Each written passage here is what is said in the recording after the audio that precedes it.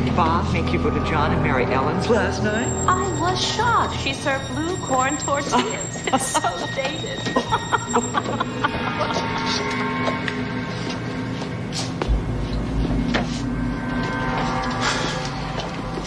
So depressed. I don't know what to do. Hey, go for it, man. It's easy for you to say you got the promotion. Look, it'll come, all right? Just don't worry about it. The feeling is definitely there. It's a new morning in America. Fresh, vital. The old cynicism is gone. We have faith in our leaders. We're optimistic as to what becomes of it all. It really boils down to our ability to accept. We don't need pessimism. There are no limits. It figures it would be something like this. Our nation, our ideals of vision. Excuse me. Just survive. You know, you look like your head fell on the cheese dip back in 1957.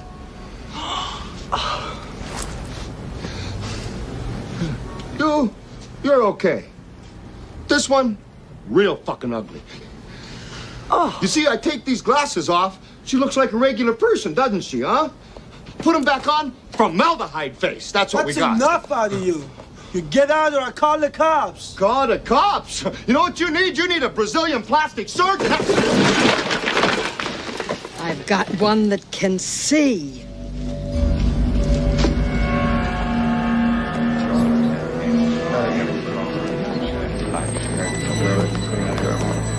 He's a tall Caucasian male, doesn't appear armed, wearing sunglasses. I don't like this one bit. Not one bit. Neither, Roddy. They live. We sleep. Let's go.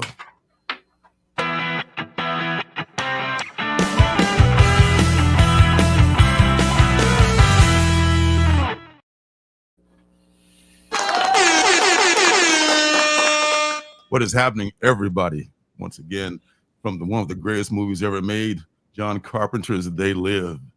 And I just can't get enough of that movie. I don't know about you. I'm Lorenzo. This is my comic son, Circumstances, also known as Marcus, looking good in that Ninja Bunny assassin shirt.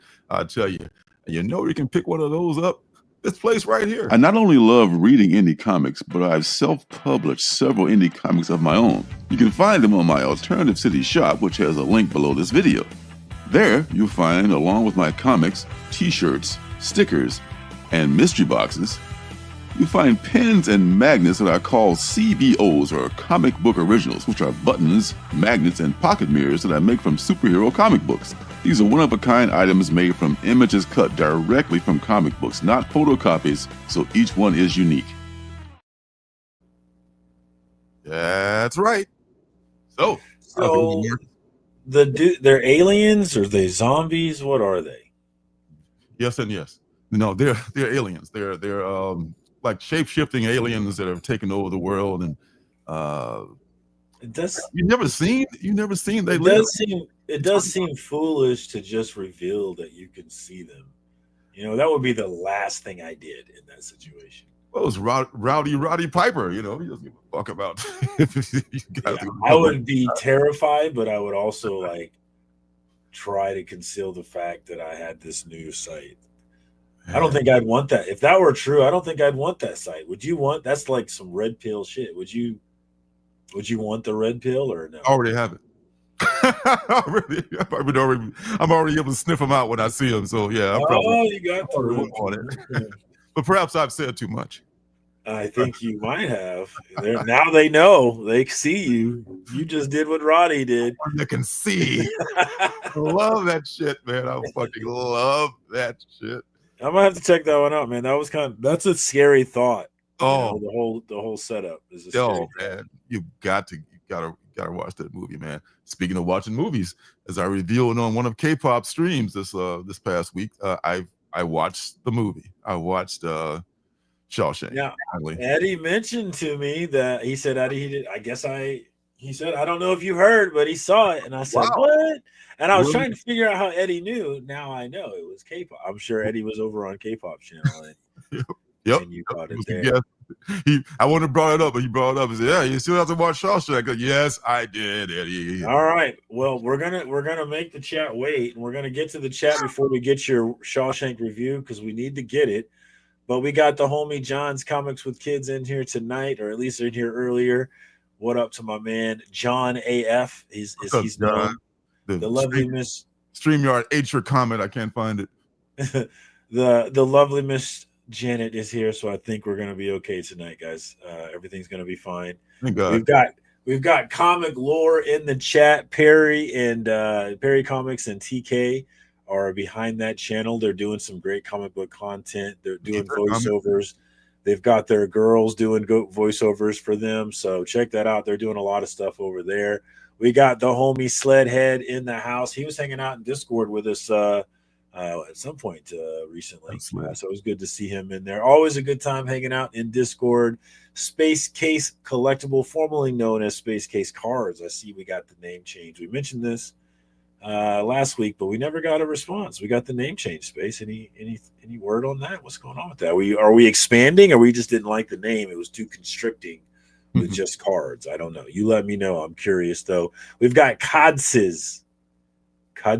You want to take a shot at that? I'm going Codses. Oh, not even going to try, but welcome. Okay. What up? We have my flavored whiskey brother 80s guy in the house. What up, 80s guy? Appreciate you hanging out with us as always. Good to see you. We have the man, the myth, the legend, Larry Love, also known as Larry Love, the DJ your mama loved. We've got my brother Digger Jim in the house. I was just talking about you, Digger Jim. You know, where did I put? Oh, here we go. My favorite AOK of all time is from my man Digger Jim. This like I don't know how anybody could top this. He won this. E-Man's mother-in-law, I believe, knitted this. That's an octo from Something Is Killing Me. And Digger Jim won it in a giveaway, and I was heartbroken, man, because I wanted this thing badly.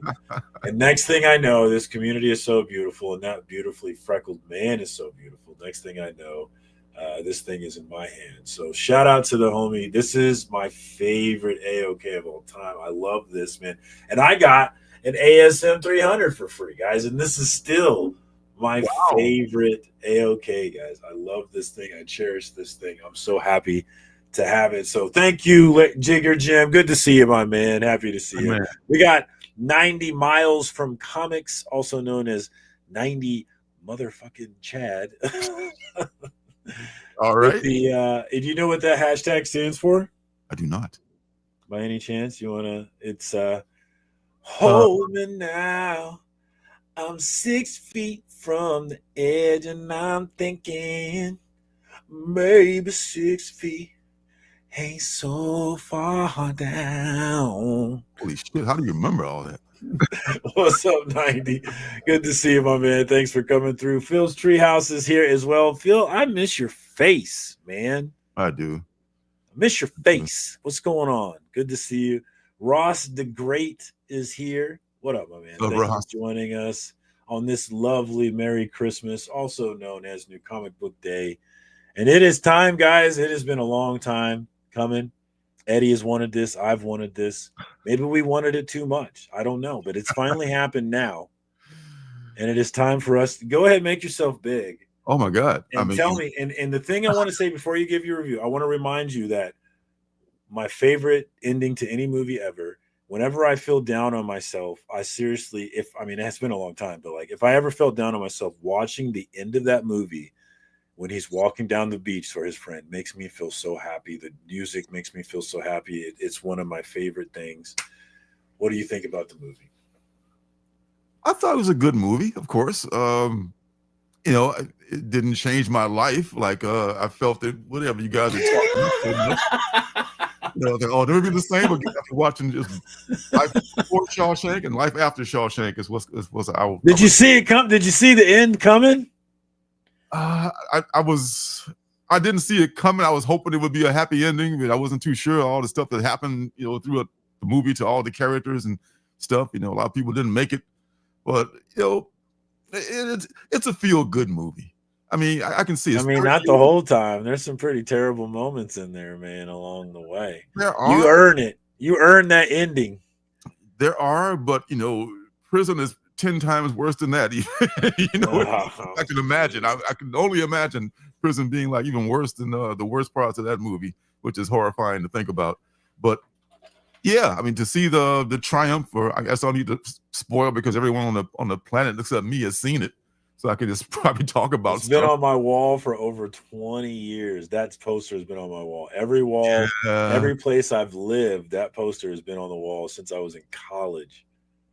Yeah. I love this movie. I mean, it clearly, I can see how all of you guys, most of you guys, all of you folks who saw this 30 years ago, I can see how it made this impression upon you. So I get it. I mean, I got movies that I saw like when I was, my younger and teenage years and early 20s where I could think, wow, that was just the shit. I mean, I'm not taking anything away from it, but it's just that I can see how it would impact you, the 2.5 hours of shit you go through with the evil warden and all this stuff and the gangs and all this stuff and the triumph that spoiler those of you who haven't seen it, the 3 people on planet Earth who haven't seen it yet, spoilers coming. Can't wait to watch it, he says. Jeez Louise. Yeah, the funny thing about that movie is I was at my girlfriend's house at her family, and we had I think I ate dinner with them, and we were going to watch a movie, and I was like, and I was pissed. I was like, of course you hide it because you're with your girl's family. You're not going to be an asshole. But I was like, I don't want to watch this movie at all, but I was like, all right, I'll be cool. And it ended up being one of my favorite movies of all time. It was a lesson learned for me. Like, be careful about reading books by their covers because you never know what you're going to find out. But that was seeing it. I'm sorry, say it again. That was your first time seeing it when you watching with those people? Yes, I did not want to watch it at all. Yeah, I didn't see it in the theaters or anything. I saw it well after the fact, but wow, I ended up loving it. Did not see the ending coming at all, so it's great. And come on, Red. On a scale of 1 to 10, I give it a strong 8. I think it's okay. I respect that. Yeah, I respect that. Definitely worth the watch, and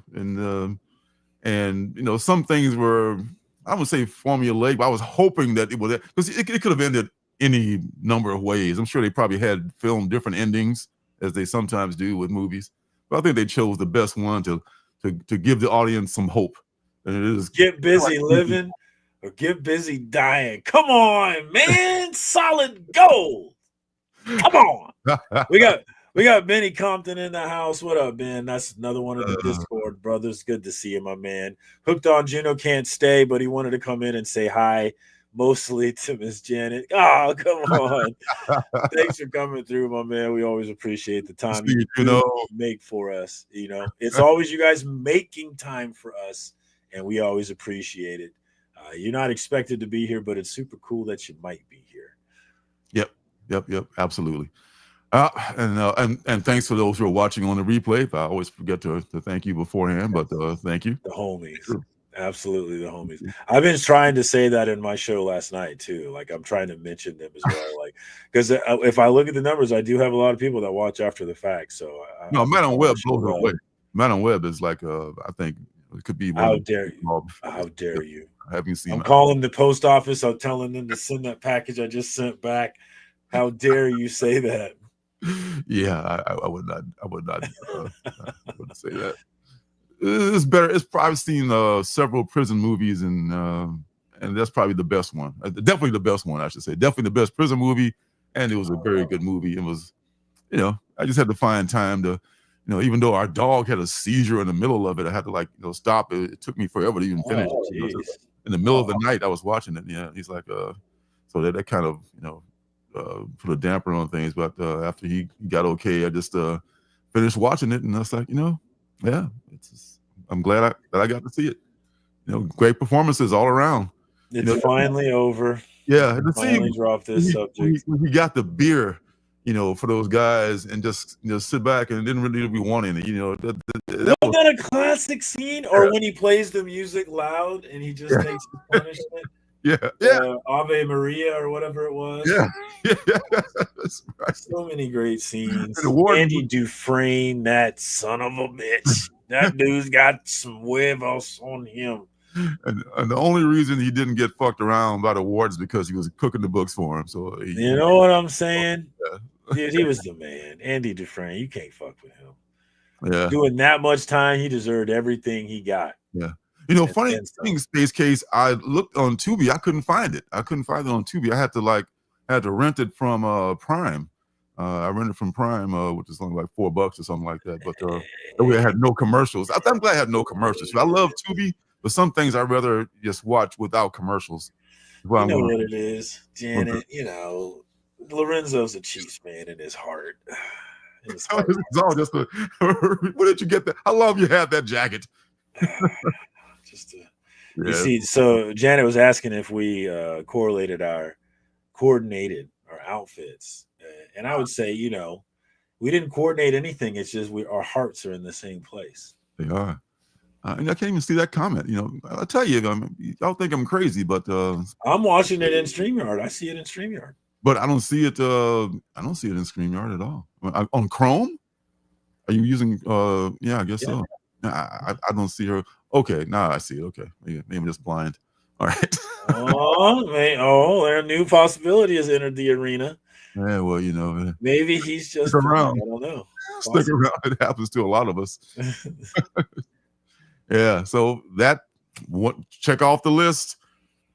You know, Shawshank Redemption done.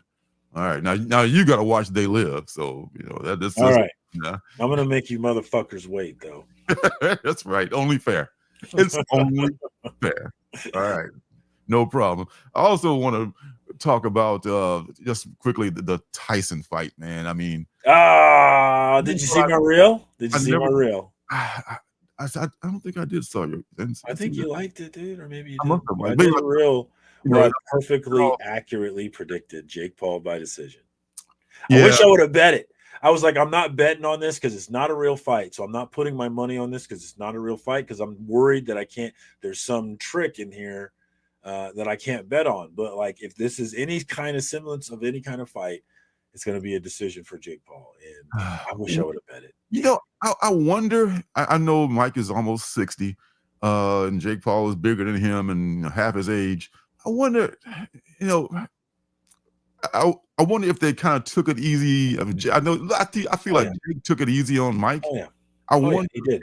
Absolutely. He was a performer because there's no way he could have won if he knocked out Mike Tyson. I mean, either way, okay, you knocked out Mike Tyson, but you knocked out. You're an asshole if you knock out Mike at 58. Yeah. Especially when you're both out here getting paid millions. So like, they were partners in this thing the whole way. And it was never a real fight, guys. And the thing, and here's the thing that I want to say to people is like, I hope we've learned our lesson because they're going to try this again. And the thing about this is like, once you hit mid 40s, it's over. You're not a fighter anymore. Over. No, I'm talking about in terms of being a fighter. It's over. Yeah. You're not a fighter anymore. And that's the irony of being a boxer because boxers more than any other athletes, you know other other athletes are like this too. But boxers, you gotta like pull the gloves off them and bar them from the ring. They really want to keep going because that's their identity. You know, football players are like that too. Baseball players even, you know. But the game is not kind. I will say, playing against other people younger than you. Believe me. The exception to my 45 rule is obviously heavyweights. If you're a heavyweight, you can fight to 50. You can make it to 50. Yeah, George Foreman. I knew George Foreman was going to come in. George Foreman won gold at 45, and that's because he was a heavyweight. And that's the same thing in UFC. A 45-year-old heavyweight is old, but he can still. Because I think how old is Stipe Miocic? He's pretty close to 45. So if you're a heavyweight, you can pull it off, but you definitely can't pull it off at 58. I mean, by the time you're 50, it's done. Isn't Jake Paul and aren't they both heavyweights? And Tyson? I think Jake Paul's a heavyweight. Yeah. Tyson was a heavyweight too, wasn't he? He fought in the heavyweight division. Yeah. He was a 58-year-old. Oh, cool. Yeah. But extra 18 years makes a difference. Now with Conor McGregor, Yeah, I heard the rumor, and I believe it. It makes perfect sense to me. Is the reason why Conor McGregor's been on the shelf for so long is because the UFC wants him to be a part of the new TV deal that they're going to take, probably with the Netflix.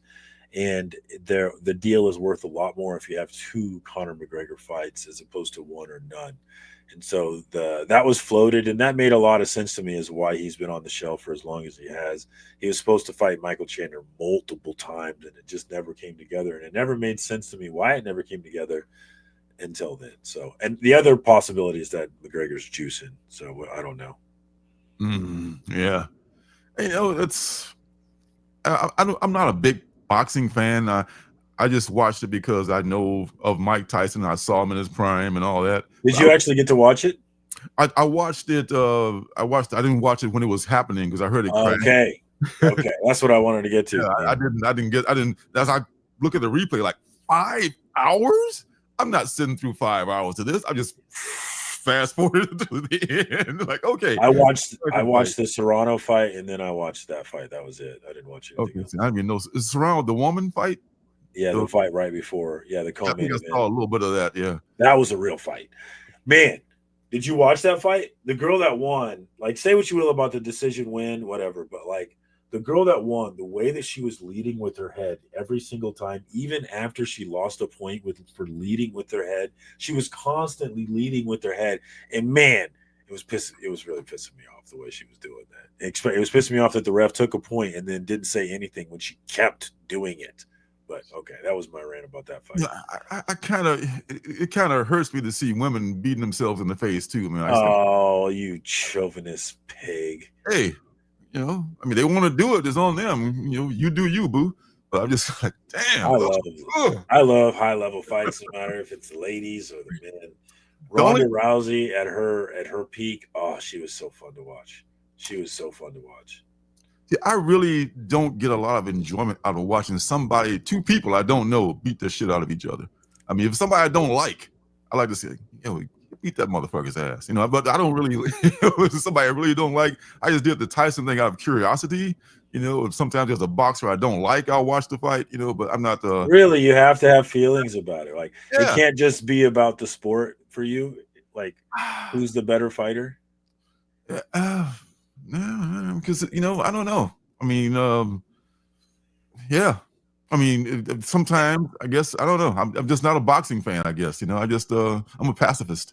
I guess but I will fight if I have to. I'm not saying I won't fight, but I'm just saying that I just it's not one of my favorite things. I got a gun. I'm not fighting. Yes, right. The self-defense, I'm all for. Absolutely, for me and mine, absolutely. To fight. Yeah. You're right about that. I'm definitely with the bad weapons. I literally can't make a fist now with my right hand because of my hand injury. So yeah, I'm definitely. I can still pull the trigger though. So I guess that's still good. It's all good. You don't have a crystal ball, man. That's why gypsies can't have babies, because they have crystal balls.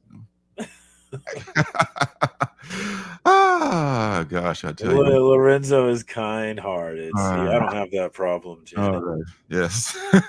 She doesn't. Most people don't. Most people have no problem with that stuff, but I'm just one of those guys. But I can look mean right now. Football to me is like the same thing, but I have no problem watching football. I have no problem watching other people's children run into each other at high speeds. I love that. But boxing, for some reason, I just think because it's a head injury, they're not wearing a helmet. I just think, oh man, down the road, man, they're gonna get more CTE sooner, and it happens so often, But it's all good. Yeah. Florida man has chimed in. Florida man, this just in. Florida man says he has fandom in sports, but all about the sport it is self. He tore that up. That's that Florida education right there. Don't need to be emotionally attached to enjoy the art of sport.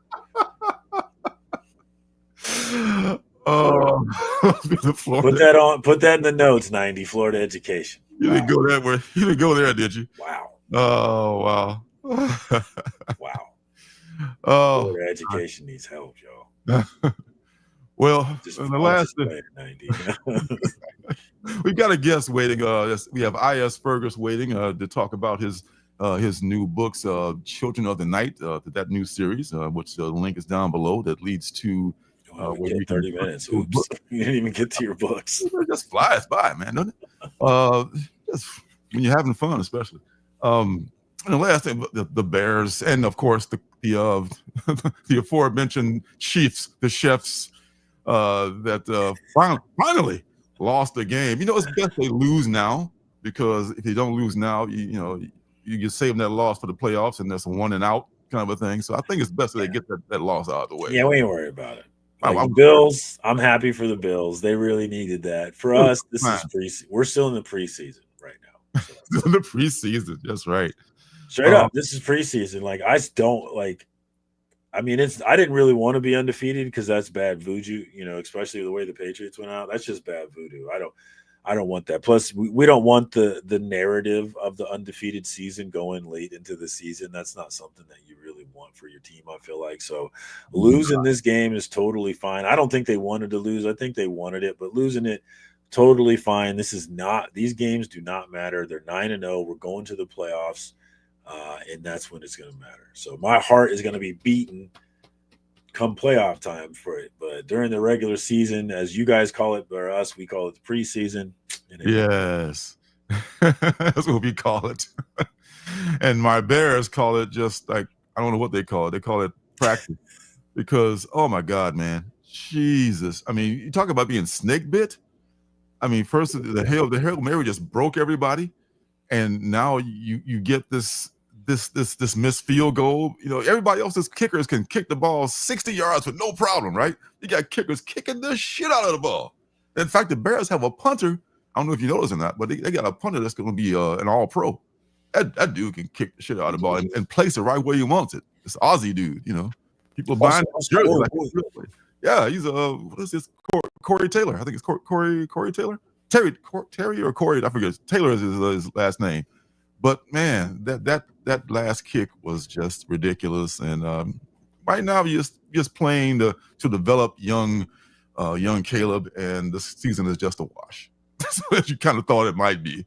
But hey, you got a quarterback though. You got to give it time. Like people, like you might have to get to you might have to give him a contract before he shows it to you. But I think he's one that you let develop, and you go through the rough years so you can hopefully have the loyalty when it's really time to rock and roll. I think he can get there. We'll see. Yeah, and the OC, they fired the old OC, but I think was a good idea, because this OC looks like he's actually using the tight end. We have a good tight end, and it was never used. I thought Mike Marsh was back from the dead, and dude, use the tight end. So this OC he's getting rid of the ball faster, using the tight end. So I think they're on the right track. Hey, Sledhead, we've earned this. All right, buddy, we've earned this. All right, we are the new Patriots.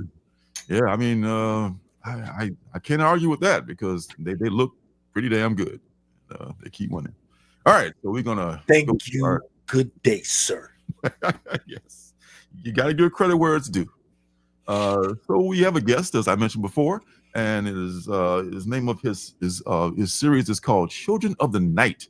I have read the first issue. I have the second issue too. I did not get around to reading the second issue. I'm so far behind on reading stuff, but it is a very nice looking book, and it's a futuristic detective story. I always say detective stories, you can put a detective in any situation.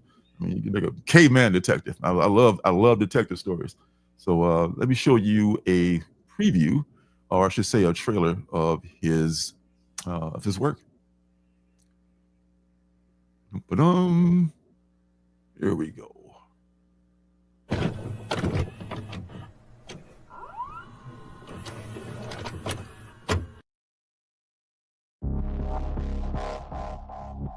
Uptown, home to some of the wealthiest people in the Americas, and to some of the most destitute.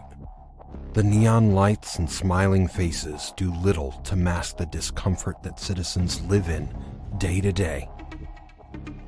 Corporate greed preys on the dreams of the impoverished. The illusion of luxury has imprisoned them here. This city presents life and happiness as a commodity, yet bleakness has spread like the plague. Good morning, Judy. Good morning, John. Coffee?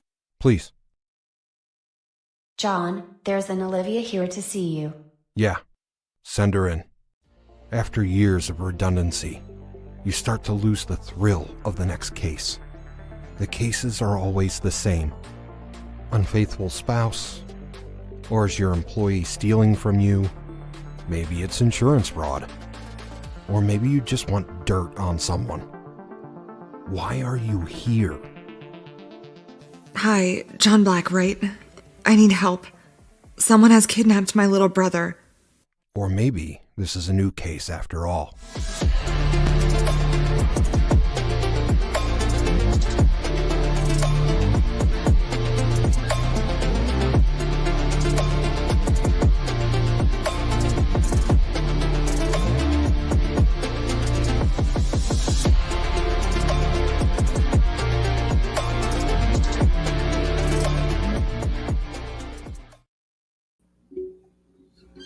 Right. Please welcome Mr. I.S. Fergus, creator of Children of the Night. Welcome, sir. Thanks for having me. How you guys doing today? Good. So, man, that's that's something else right there. The robotic secretary is pretty cool. Yeah, for sure. Judy, his robot assistant is, I guess, kind of laying the work of what to expect from the comic. Awesome. It's good to know that corporate greed still survives in the future. Yeah, I think a dystopian future. It's hard to run from the corporate greed. It's kind of what drives. Yeah, it's what drives the dystopia. Yeah, I mean, it seems to be accurate. Unfortunately, it's here to stay. So yeah, absolutely. Reality is slowly starting to mimic the art there for sure. Unfortunately. Yes. So tell us about how'd you come up with this story? Yeah, absolutely. Well, there's a album out there called Skull and Shark. It's by an artist, Laserhawk. Big fan. And it's just a kind of an instrumental synthwave, retrowave album. And while listening to this album, it was just kind of a story that kind of came to, I don't know, that I just started thinking about it. Slowly but surely I was like, this could be a cool soundtrack for a movie. And I, for a while, kind of sat on it as if it was like to be a movie. Like I was almost downtrodden. I was like, I wish, I had, $50 million to write this movie script, and then I was like, you know what? I'm a writer. That's what I do. I write. Why not make it a comic? My background is more short stories, anthologies. I've never written a comic before. So this is my first time kind of moving from just straight up, like I said, short stories or anthologies into an actual comic book form. So instead of waiting for a movie budget, I decided let's just jump straight into it as a comic. So each of these chapters are kind of inspired by the album tracks of the Skull and Shark from Laserhawk's 2013 album there. Okay, because you add in the book that you recommend that people, or you say that if you can listen to the music while reading. Yeah, okay. I actually recommend it. Yeah, I end up emailing and speaking with Laserhawk, so I end up getting this guy's blessing, which was really nice. When you write out to someone who's doing fairly well, you wonder if you get written back. But yeah, for sure, he wrote me back and he's like, hey, I love this idea for a comic book. So with his blessing, I created it, and yeah, I kind of think of it as like a side-by-side piece. So that's kind of some of the feedback that I've gotten, is that people have actually enjoyed kind of listening to a soundtrack while reading through the comic book, and how the accompanying music actually pairs with the comic itself. Okay, that's dope. Yeah, absolutely. That's kind of what they do with the other book that we read is what's the furthest place from here? Yeah, it's just some actually sell records with the book. So yeah, I mean, I personally, I don't like music with lyrics when I'm reading something. It's one of my personal things. It's just a personal thing, but I can see how the music would evoke, the spirit of the art. For sure. And that's what's kind of great about the Laserhawk album is it's just a dude and his keyboard. You know, it's there's no lyrics or anything like that. So that would work. Yeah, exactly. So there, when I say inspired, it wasn't like I was listening to the album and going, "Hey, what he wrote would be a good story." It was more like I'm just hearing a full-on soundtrack, and I'm picturing this accompanying movie, basically. So, yeah, it really helps if you're kind of looking for an atmospheric setting, or even listening to it beforehand to kind of give almost a feel of what you're gonna expect from the comic there. So when I wrote it, I actually wrote it as a full-size graphic novel, but just to make it easier for production and getting it out, I've split it into four different volumes. So volume 1 and 2 are out. They're available on northridgestudios.com. And volume 3 is going to have the Kickstarter launching in early January, we're looking at, or even, early 2025, we'll say right now. But yeah, and it'll be split 4 volumes. So once all 4 volumes are done, that's it as a story. So I'm pretty excited for the next year. Oh, cool. So you have the full picture, obviously, already in mind for what you want to do. Thing is all done. Yeah, it's all written. It's all done. The artist is just going through it slowly but surely, and that's kind of what's helping is breaking it up into 4 separate Kickstarters is helping pay the artist time and pay, allowing him to go through it instead of waiting for the whole the whole thing to be done. Right. Okay. Now, did you on that same point, or did you finish the story, writing the story before you even approached the artist? Yeah. So yeah, exactly. I wrote the story as one whole point, one whole comic before kind of finding an artist. We started working together a couple years ago, kind of beginning to build the comic, we'll say. And then I went back and did a rewrite. So yeah, well, it's a little bit of both. I approached him when I had completed the comic, but I ended up doing while he was working through volume 1, I ended up doing a drastic rewrite that ended up adding 40 pages throughout all the volumes. So originally the entire graphic novel was about 110 pages, and now we're looking at closer to 160 pages. So just wanted to expand it, beef it out, and give a lot more context to the characters and flush them out more as people there. It's a lot more work for the artist, more money for yes, him. a lot more work, but you know what? It's help. He's enjoying it, and we're really building a world here together. The story here takes place in 2335 there. Mm-hmm. Oh, it's it's deep into the future. And the story, I won't hide from my influences. A lot of influences from Blade Runner as well as Dread. Yeah, absolutely. If you've seen Blade Runner, and I don't hide from it at all, and a lot of great cyberpunk stories derive, of course, from things like, Blade Runner, Transmetropolitan, whatever might be the case there. But yeah, I say it's a great mixture of Blade Runner meets Dread. It's a story of a private detective with a kind of soldered past there. He's kind of he used to work for a government militia that's been disbanded. So it's, years after this disbanding of a government militia, and he's a private detective trying to fill his life now, and he's kind of feeling a little empty after what he used to do. And this newest case here has a lot more ties to his past and what he does than he'd like to, really realize and he'd like to reflect on. So through this story, through a lot of flashbacks, the story takes place with a lot of history behind it. And as you read through it, there's a lot of flashbacks that take you back to his past about, when he was in said militia and how that might pertain to this larger case he might be working on, one that not even the cops will touch. So a lot of classic, detective tropes and a lot of cliches, but also some interesting things that might be beneath the surface there.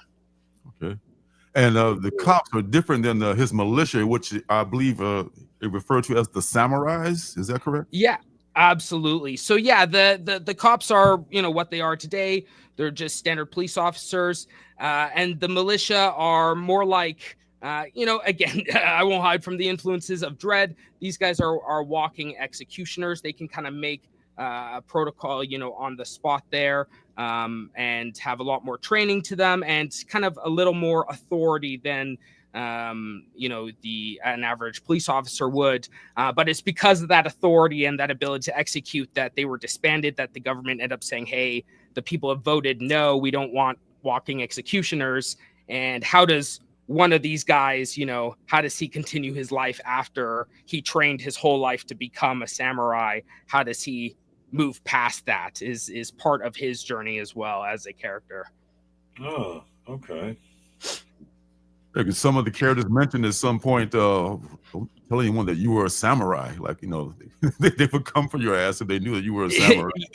Yeah, so there's exactly that, where there's a lot of people who have kind of a disdain for it, where as you kind of reflect through John's past, you can see him growing up and having almost like a heroic look on samurai. Hey, they're keeping the streets clean. But your average person looks at a samurai as like a power tripping, bloodlusting kind of, psychopath on the streets. And so it's kind of that juxtaposition there of, how does the everyday person might look at what some people might consider to be like a hero. So there's a bit of that in that. Oh, cool. I noticed the cyberpunk genre is, I guess, something I'm not super familiar with, but I love that, like in this scene right here, you see that even though it's like a couple of centuries in the future, he still got his old school tube television on a shelf up there. So is John Black kind of a retro throwback guy? Or is that what we it's funny because as you go through it, you'll see that like he even has like his car is just like a car, and like it's actually modeled after a 1968 Dodge Bullet. I want to go for the coolest car, which is a famous Steve McQueen car. So I was like, what's a cool looking car? So that's what he drives. But there's a lot of mix of, even like you're saying, even though it's the future, there is a lot of mix of this like almost retro tech in there.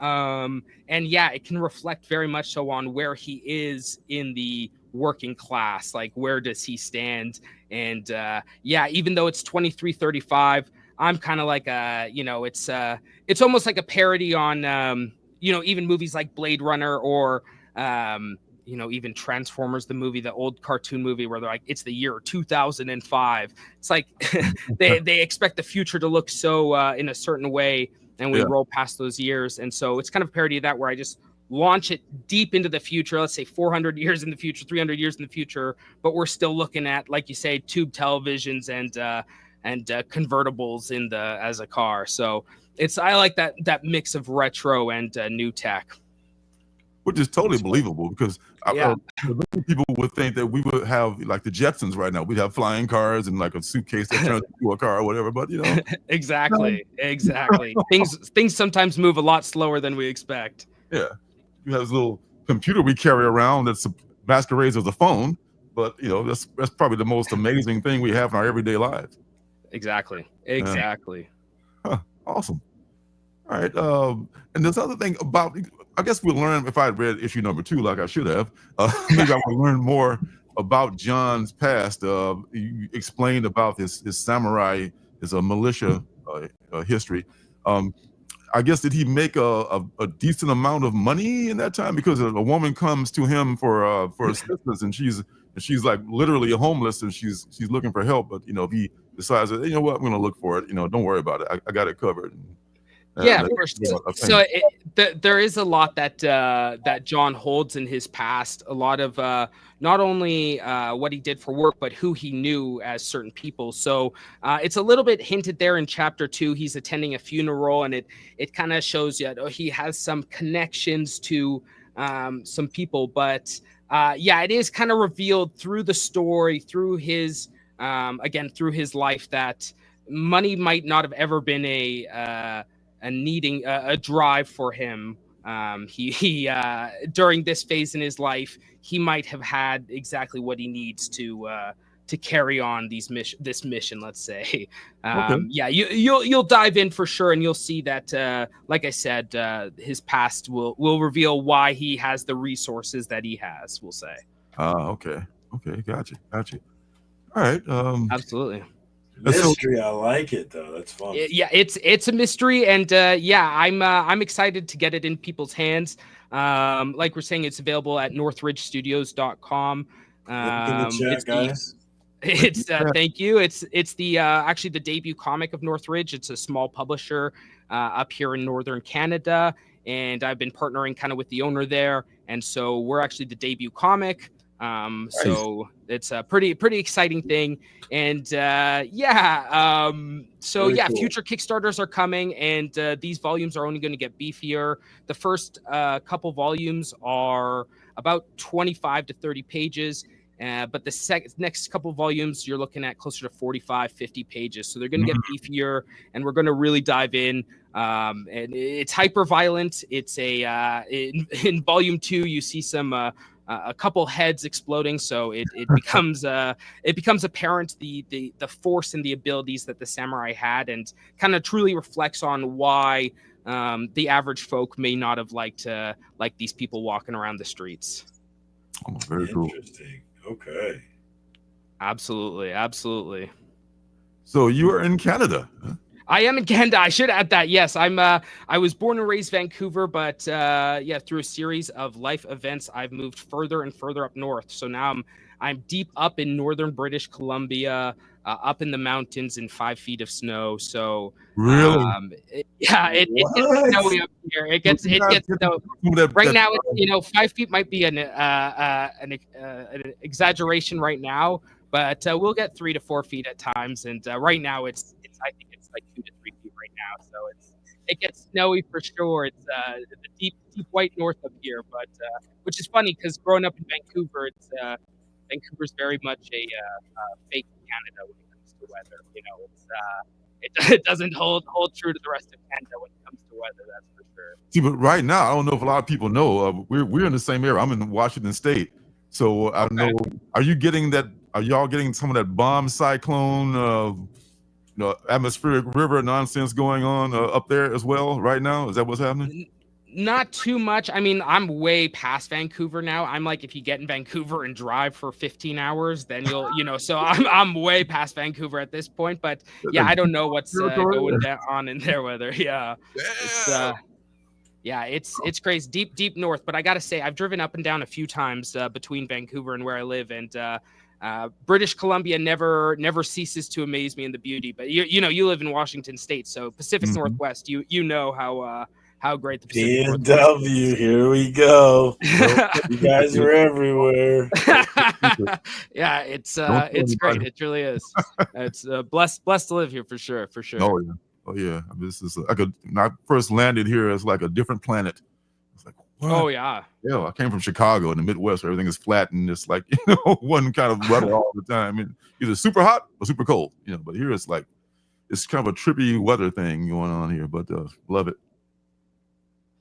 Yeah, absolutely. Yeah, no doubt from Chicago. That's definitely a change of pace for sure. Yeah, for sure. Oh wow! So there's a lot more coming. A lot more, and the books are going to get bigger. They're going to get bigger. Yeah, there's a lot more coming. There's 2 more volumes, and then there is a sequel in the works, but not a direct sequel. It doesn't. It's more of a spiritual predecessor in the same world, but not a.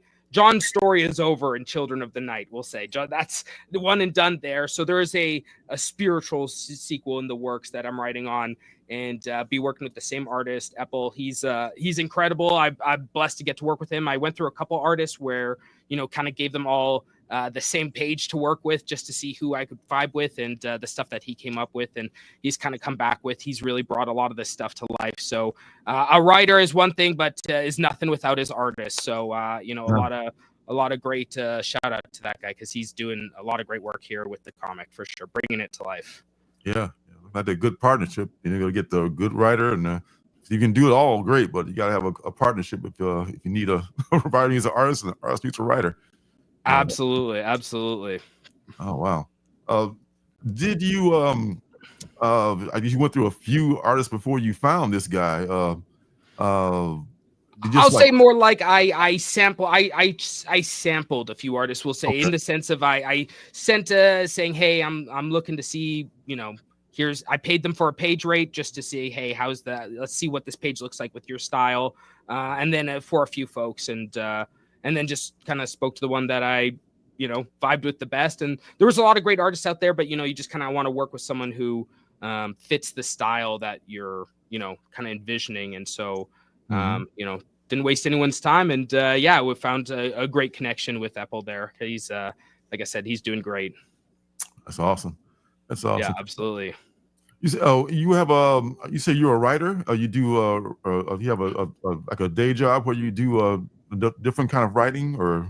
So yeah, I had some previous writings under we'll say a different pseudonym, a different pen name, but nothing too exciting. Just some old sci-fi stuff that I'm planning to rewrite and redo under what I'm doing now and under the Northridge banner. But this was a few years back. My day job is very boring. I sell things, and it is beyond boring. And I like to live for the after work hours where I get to spend my time writing and diving deep into kind of my next projects. Because as soon as I'm done one, I'm kind of immediately into the next one, and helping my buddy there, Natex, bring Northridge Studios to life has been kind of another one of the projects. So yeah, no, it's been really exciting to kind of really see something truly come to fruition. Like I said, some of the other stuff was pretty small time, like it's short stories here and there. But seeing this kind of get a lot of traction and getting people interested, having the first 2 Kickstarters be fairly successful. It's been awesome seeing this get into people's hands and to get the feedback that people enjoy it and they like trying a new thing by listening to music with it. It's been awesome for sure. Kind of entering the world of comic creators, because it's a pretty vibrant community, and I've loved myself just diving into a bunch of indie comics and joining that community. So it's been exciting for sure. That's awesome. Place to be, baby. Yeah, absolutely. Yeah, yes, it is. Absolutely, man.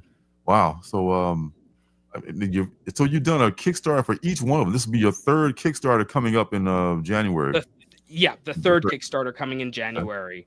And so, it'll be for Volume 3. It's called Brothers, and it'll really dive deep into John's past and his connections with the kind of overseeing evil corporation that kind of watches over everything that you kind of see looming throughout the pages. So pretty interesting stuff coming along pretty soon. Awesome.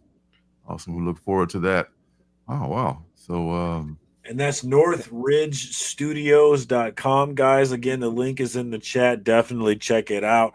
The first book kicking off a comic book publisher. Let's support this thing. If you want to see indie comics, you got to support indie comics, man. Very cool. Absolutely. Appreciate that, guys. Absolutely appreciate the shout out there. And anybody visiting the site, appreciate you checking it out. Looking forward to getting that in people's hands, like you said. Oh yeah. It's great stuff, man. I love detective stories. As I mentioned before, man. Are you a fan of detective stories in particular, or just this happened to fit the story in this case? It depends on the detective story. I started getting more and more into it because of this. Like my previous stories were not so detective mystery. They were more along sci-fi thriller. This one was kind of my first private detective story, and with it, it kind of sparked an interest. So I started diving more into kind of film noir stories and detective stories, like Maltese Falcon. There was one recently I watched recently. It wasn't amazing, but it was I forget the name. It was actually fairly new. It was a Liam Neeson one. He's a private investigator, and I was like, I got to check this. It's like a definitely kind of neo-noir in a style, but he's investigating like an old Hollywood thing. I forget what it's called, but it's on Amazon Prime, we'll say. But yeah. If a mystery's good, I like to crack into it. And so this has, funny enough, sparked my interest into the film noir style. And yeah, like that Sledhead says, cyberpunk and noir truly do go together like peanut butter and jelly. I couldn't have said that better myself. Yeah, I agree, Bobby. I love the Maltese Falcon. Man. That's a great movie. Yeah, it's a good one. It's a classic. I had a friend who has a big Maltese Falcon T-shirt, and every time I saw it, I was like, oh, I have to watch it. And once I started writing this, I was like, I've got to dive. I've got to do it finally. I've got to take the plunge. So much like Shawshank with you, it was it's about finding the time, and the time was found. So yeah. So many great actors, of course, Humphrey Bogart. You had Sidney Greenstreet, who was in so many of those movies. But my favorite guy, Peter Lorre, who always had the big bulgy eyes and the funny face and the great voice. Oh, yeah. That was my favorite guy. I got obsessed with those movies at a time in my life. So that's dope, man. That makes me even more interested. Yeah, I mean, all those guys stars at the time, too. I made them huge stars. Sidney Greenstreet and Peter Lorre. Yeah. It was already They were both in Casablanca too, which is another great movie. Yep, absolutely. An 8 out of 10. I think it's an 8 out of 10. Yes. Oh no, Casablanca for sure. Casablanca is 10 out of 10. 10 out of 10. There you go. I love that movie. All right, man. So before we let you go, is there anything else you want to talk about, plug, or say about the story or the upcoming stories? No, I think we covered it. Again, I appreciate you guys taking your time out here, letting me gab a little here on stream with you guys. NorthridgeStudios.com. It's where the debut comic. So right now we're the only comic. But from my understanding, we're looking to expand. So we'll see what kind of comes out in the future. But yeah, there's a newsletter if you want to get notified. Right now, the only newsletter is ready to go is whenever we do a pre-launch on our Kickstarter. So we will not inundate with anything. We'll just let you know once the Kickstarter is up and ready to go. So that's all. Again, much appreciated, everyone. And Marcus and Lorenzo, thanks for having me on. Oh, thank you for being on, sirs. And good luck with your future Kickstarter. And folks, the link is down below and in the chat if you would like to purchase these books. And they are for sale, so check them out. Other night, Chaos is the first issue, and the second issue is A Promise, and the third one is called Brothers. I want to say it's coming up. Correct. Okay. Third one is Brothers. All right. Thank you, Mr. Fergus, for coming by, and man, we'll be seeing you around. You'll see me around. Thanks, everyone. Take care, man. Later, homie. Peace. And can we get a moderator to time out Chaos and Comics? We had Bobby De La Ghetto sneaking in here. What's up, Bobito? Good to see you, my Kansas City brother. And, of course, Chris, Chaos and Comics, is in here trolling. What up? Hi, Chris. Couldn't have it any other way. It couldn't have it any other way, man. That's what the brother does. All right. It'll take time to restore chaos. And Bobby D, good to see you, my friend. Babito. Yes. All right, man, that was awesome. It's good to see people doing the thing, Yeah, the cyberpunk and noir, man. Sledhead was right, man, and he really caught my ear talking about the Maltese Falcon. Now that I am a huge Humphrey Bogart and Lauren Bacall fan. I love both of them.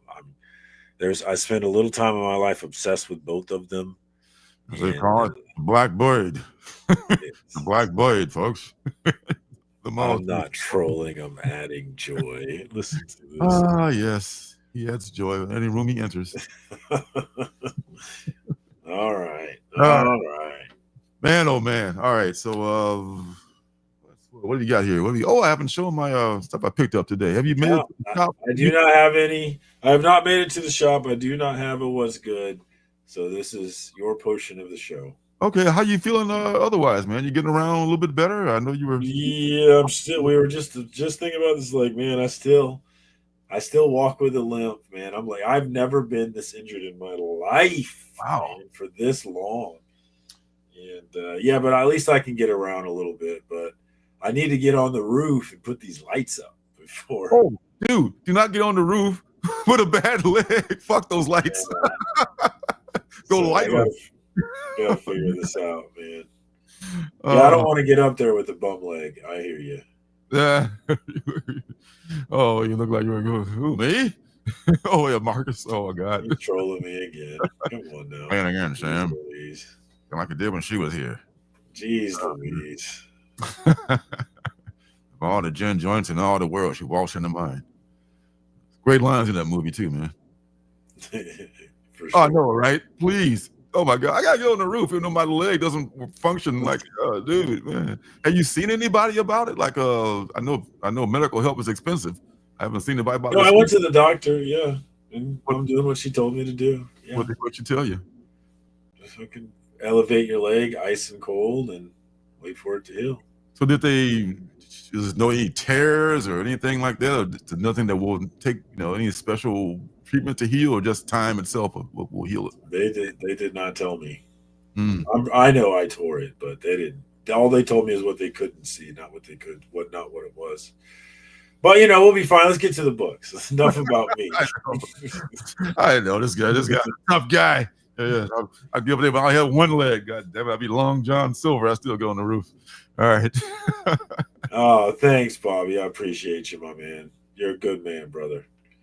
Oh man, both of y'all live in the area, right? That's Kansas City, baby. You too. That's right. I think he's just north of me, not too far north. Can't you blame him? I mean, you want to help a brother out and get some free beer. What's wrong with that? I ain't mad at all.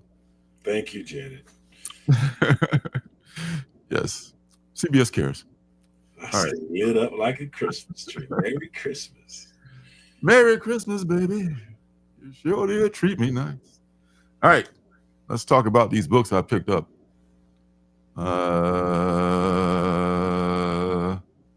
Yes. First Marvel in a couple of weeks. And the only, not true. There's two Marvels here.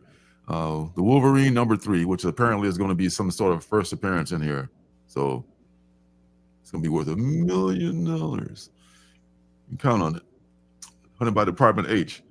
This is pretty good fight scenes in here and all. The Wolverine books are always good for that. That's one of the few X books I can just jump in and probably read. And there's not a whole lot of drama going on like with the whole X universe. I mean, if you're not used to the X universe and you jump into one book, what's going on? Who are these people? There's like 1,000 X-Men. They all got different powers and they all got different dramas. If you're into that, I guess, hey, that's your jam. But hey, to each their own. I told you, Janet, you needed to be timed out. I told you. Just kidding. First appearance of the Ultimate Black Cat. On my way to this being the only the Ultimate Universe and the Absolute Universe are going to be the only superhero books that I'm pulling, and so I'm almost to that now. So it's getting there. And the occasional, low key spec or cover. That's all I buy Marvels for. If there's like a cover that I love, because they got some really good cover artists working for them sometimes, and then there's a $3.99 spec. Well, this might be something one day. Not if you're paying cover price, fine. That's what I'm saying. I will not chase anything. I'm not chasing shit. If you're chasing it, then you need to watch JP's Budget Collecting every Monday night. Cash or trash. Me and JP go through the list and we tell you don't overpay. I missed it this week, but I want to ask you about one for later on that's coming up. Batman Full Moon. First DC of a couple that I got from these guys. I think I like this. The first issue was very good, and they glow in the dark. So it's 2 pluses. These books also come with like a cover, like a little white weird kind of a cover, so you don't get your fingerprints on the glow in the dark cover. It's very cool. I think I might have forgot to get that book on my pull list. I might have messed up. It's only 4 issues, so it's only got to get this one. There's only 2 more coming, so it's on my list. So next 2, I'll have no worry getting them. Geiger, I got to catch up on. This is number 8. I don't want to get too far behind on it. I've not read one in this series, and that's a shame. This is a good series. I enjoy it. It's my favorite. Your favorite overall? I'm caught up. Are you? Of all the good books, that's my favorite. I have not read this one, but I am caught up other than this one, though. And respect. I have not caught up at all yet. Caught up on some books, but not this one. I stay up on my favorite stuff. It's just the sides, and that really, I need to start getting rid of the stuff that is not, that I'm not reading right away. Yeah, maybe we should put this guy on timer. I don't know. He's a little too big for his britches. You know what I'm saying? I tried to tell you guys. I tried to. It'll take time to restore chaos. Not nearly enough time, unfortunately. But I never refer back to the whole low-key spec and cover thing, So Space Case, never leave that in the bin. Space Case, totally worth it.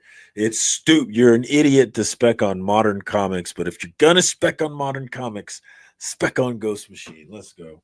Yeah, that's a good deal there. But that's a very good series too. Yeah, unless it was like in piss poor condition, you just didn't want it, But that's a pretty good deal. The Power Fantasy. This is another superhero book. That's not a superhero book. It doesn't act like a superhero book. It's very cerebral. It's written by Kieran Gillen, and Casper Weingart is the artist. Good art. Really great story. This is the artist. This is this artist. She lives in Japan, I think, and she's not to be messed with. So maybe they're going to focus on her in this issue. Last issue, it was the angel Valentina. He was kind of like the most powerful of the they call them what do they call them, the nuclear powers or the world. I forget what they call them. It's like they all have the power of many atomic bombs, and they could end the world if they felt like it. So there's kind of a détente going on to keep them cool and not piss them off. Very good story. Not a lot of fighting, but just enough fighting to keep you interested, and a lot of story to tell you about what's going on, which is really, really good. I don't need fighting all the time. Yeah, man. Chaos knows he's got that. Yeah, man. Good pickup, Space Case. Yes. Ice Cream Man is back. This is number, gotta be in the 40s now, right? Number 42. Haven't read one in a while, but man, I love it because I can just pick up any one at any point in the story and not have to worry about any continued series because they're all standalone. 99% of the time, all standalone books. How much of the run do you have? I don't have a number one. I've got the first trade, so I've got probably from like 11 on up, and I maybe have number 3. Number 3 is probably the earliest one I have. I got that from Tom's Mystery Mail Call. It's probably one of the better books I got through Tom's Mail Call. Yeah. Wow, one of your dollar bin books was a nice one like that. That's cool. Well, that's like a $10, $20 book. I think the number 4. Yeah, but usually you get his. I mean, I don't know how it is now because it's been a while, but usually you get his 2 exclusives and then like $2 or $3 bin books. Yes, the rest of them are fillers, and they're like that pretty much. Once in a while they throw like a surprise of a low grade key in there or something, or like an Ice Cream Man book, which is like a good modern book. So you'll get you get your money's worth, Yeah, you're buying it for the exclusives. Yeah, for the exclusive, and you're supporting the channel. I gotta get that. It's totally helps support his work. This one I'm kind of excited about is Barstow. Let's talk about Mad Cave and Image doing all the great stuff, and Dark Horse is like, check us out. Don't leave us behind either. I got a pretty good feeling about this. The creative team, I'm not, kind of rings a bell, but I'm not familiar with their work. But I think they got some pretty good history behind them. And I looked at the first few pages. Looks good. Looks like one of those things I might like. Looks odd, like me. Where Monsters Lie, cul-de-sac. This is the second series of Where Monsters Lie. I'm hearing this is just as great as the first one. And if you did read the first one, as I know you did, some of the characters made it to the second series. Some of them didn't.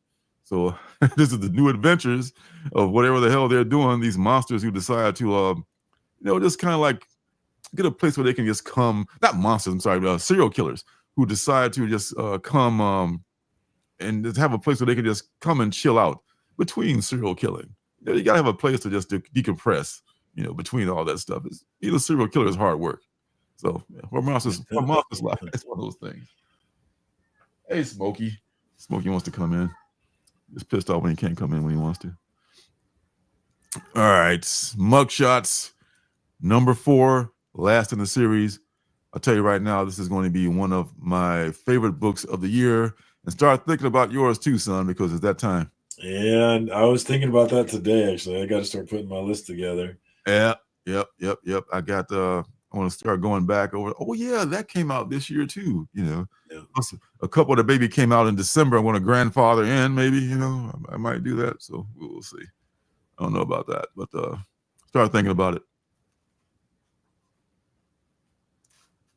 Space Ghost. It's fine. You know, it's better than I expected.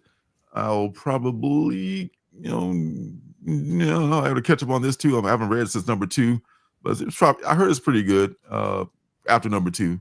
But I gotta make sure that not just buying books that I'm going to sell eventually. Barstow, city where people driving to Vegas stop to take a poop. All right then. So controversial. Oh, really? I love controversy. Controversy. All right, coming down the end here is Minor Arcana. Minor Arcana is another Jeff Lemire thing. This is like wafer thin too. It's not a super thick book, unlike Fish Flies, which was kind of like a square bound, very long book, but it was like very quick read because Jeff drew that one too and did a lot of big full page spreads. So this is one I'm loving so far. I'm totally caught up on this because I love it so much. Oh yeah, I've been pulling that one, but I haven't started it yet. I should get on that. Yeah, check it out. It's worth the read. I'm a Jeff Lemire fan. That's why I get it. And I'll eventually definitely read it. Get it. Get Tarzan. All right. House of Slaughter of the Rising Sun. You're behind on this, I know, right? I don't know what I tried to catch up on this, and I don't know what my problem is, but I just have a hard time with it. Like, what's your problem, man? Yeah, I have a hard time with it. I'm rereading the part where the dude's trying to get his kids back. And I know it gets better after that, but I wanted to reread that part just to make sure I didn't like it, and I definitely don't like it. But I'm trying to get past all that so I can. Yeah, but I'm not feeling this book at all. I did like the last series where Jace, the House of Slaughter, and the other, Erica's house got together. And we're trying to, get Jace. I did like that series because it showed a lot of the background characters and shit like that. And one of the women crossed over, and now she went from the house of Jace of Boucher, the Boucher, la maison du Boucher, as they say. She left that and went and came over and became a Black Mask. With the House of Slaughter, I'm pretty sure she's going to be in the first appearance. I want to say is in that the House of Butcher. I want to say that the House of Butcher special is in that one. So some good first appearances that are going to come out eventually and be important as soon as that show hits the little screen, and it will very soon. And this is the one I was talking about, not this one in particular, but this series. The last one is the Mark Spears Monsters. One of my favorite cover buys. Yes, this is a cover buy, and this is already going for like $20 online. 20 bucks and up. These things have a finite end. I definitely sold that Bride of Frankenstein, the Bridezilla one. Oh yeah, no shame in my game on that one. If I can get, I wouldn't swear I wouldn't sell this one. I can get the right price for it, but because great covers, I love them for the covers. Mark Spears was a great artist, but story, maybe I'll read it and see if maybe the story got better from number 1. I didn't hate the story, but I guess come for the story, stay for the art, kind of a thing. So, man, shout out to Keen Spot, man. It's really cool that they've been hitting the top 10 lists with their books pretty consistently. Me and JP, I feel like we're talking about Mark Spears Monsters every week on the top 10 list. So yes. it's cool to see a new publisher making those moves, even though I don't know how long term those values are. Now, you guys were, I'm sure I didn't see the show. I missed it this Monday, but I'm sure. Well, we didn't do it till Tuesday, actually. Oh, did you do? No, yeah, JP got sick on Monday, so we actually did it Tuesday. Oh, feel better, JP. So did you guys talk about the that mole variant? Yeah. I wish to God I had bought the mole. If I'd found the mole bed, I would have put it up so quick it wouldn't be funny. Yeah, really? Dude, it's $100 for the mole variant? Are you shitting me, people? Really? Yeah. The Comic Tom talked about it on his video as well. Even he said, "Don't do that. Don't do that. Don't be no fool." You know. Weird stuff going on with these Keen Spot books, man. Hitting these lists, man. Weird stuff going on with it. Oh, okay. So Lisa knows about this stuff. Oh, she already got paid off the air. Nice. Yes, that's what I'm talking about. Nice. Yes. That is what I'm talking about. Get paid for that shit, man. And you gotta have the hobby support you sometimes. You know, if somebody will pay $100 for that thing for a chunk. That's what I'm talking about, man. If I could, I wish to God. I'd like to come up on a sale like that. Anybody want to buy something? Let me know. I know.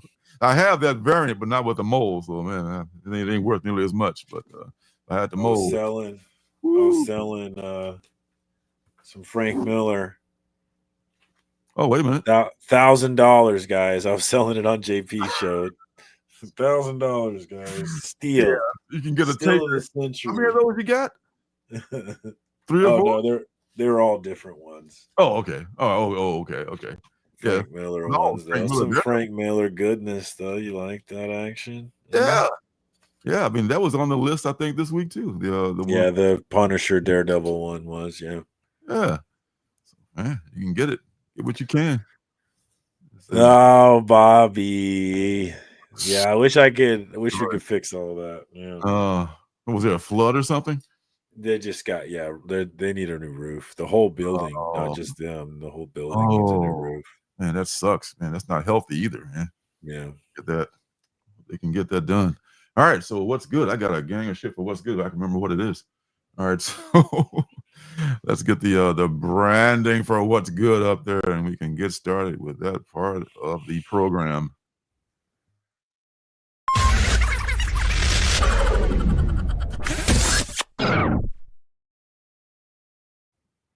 All right. What's good? Where are we? Did I bring him out? Yes, I did bring him out. Maybe I did bring him out. Oh, here we go. Oh, yeah. Bring them out.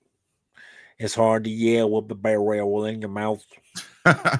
First thing is the thing I did a review on is Arcbound. You can see that standalone review. I don't want to say too much about it because you can check out the review. But this is nice art. Yeah. Who is this? It's Ryan Smallwood. Ryan Smallwood done some stuff that I've loved in the past. And this Tom Hardy is the character designer on this. And Scott Snyder and Frank Thierry are the writers.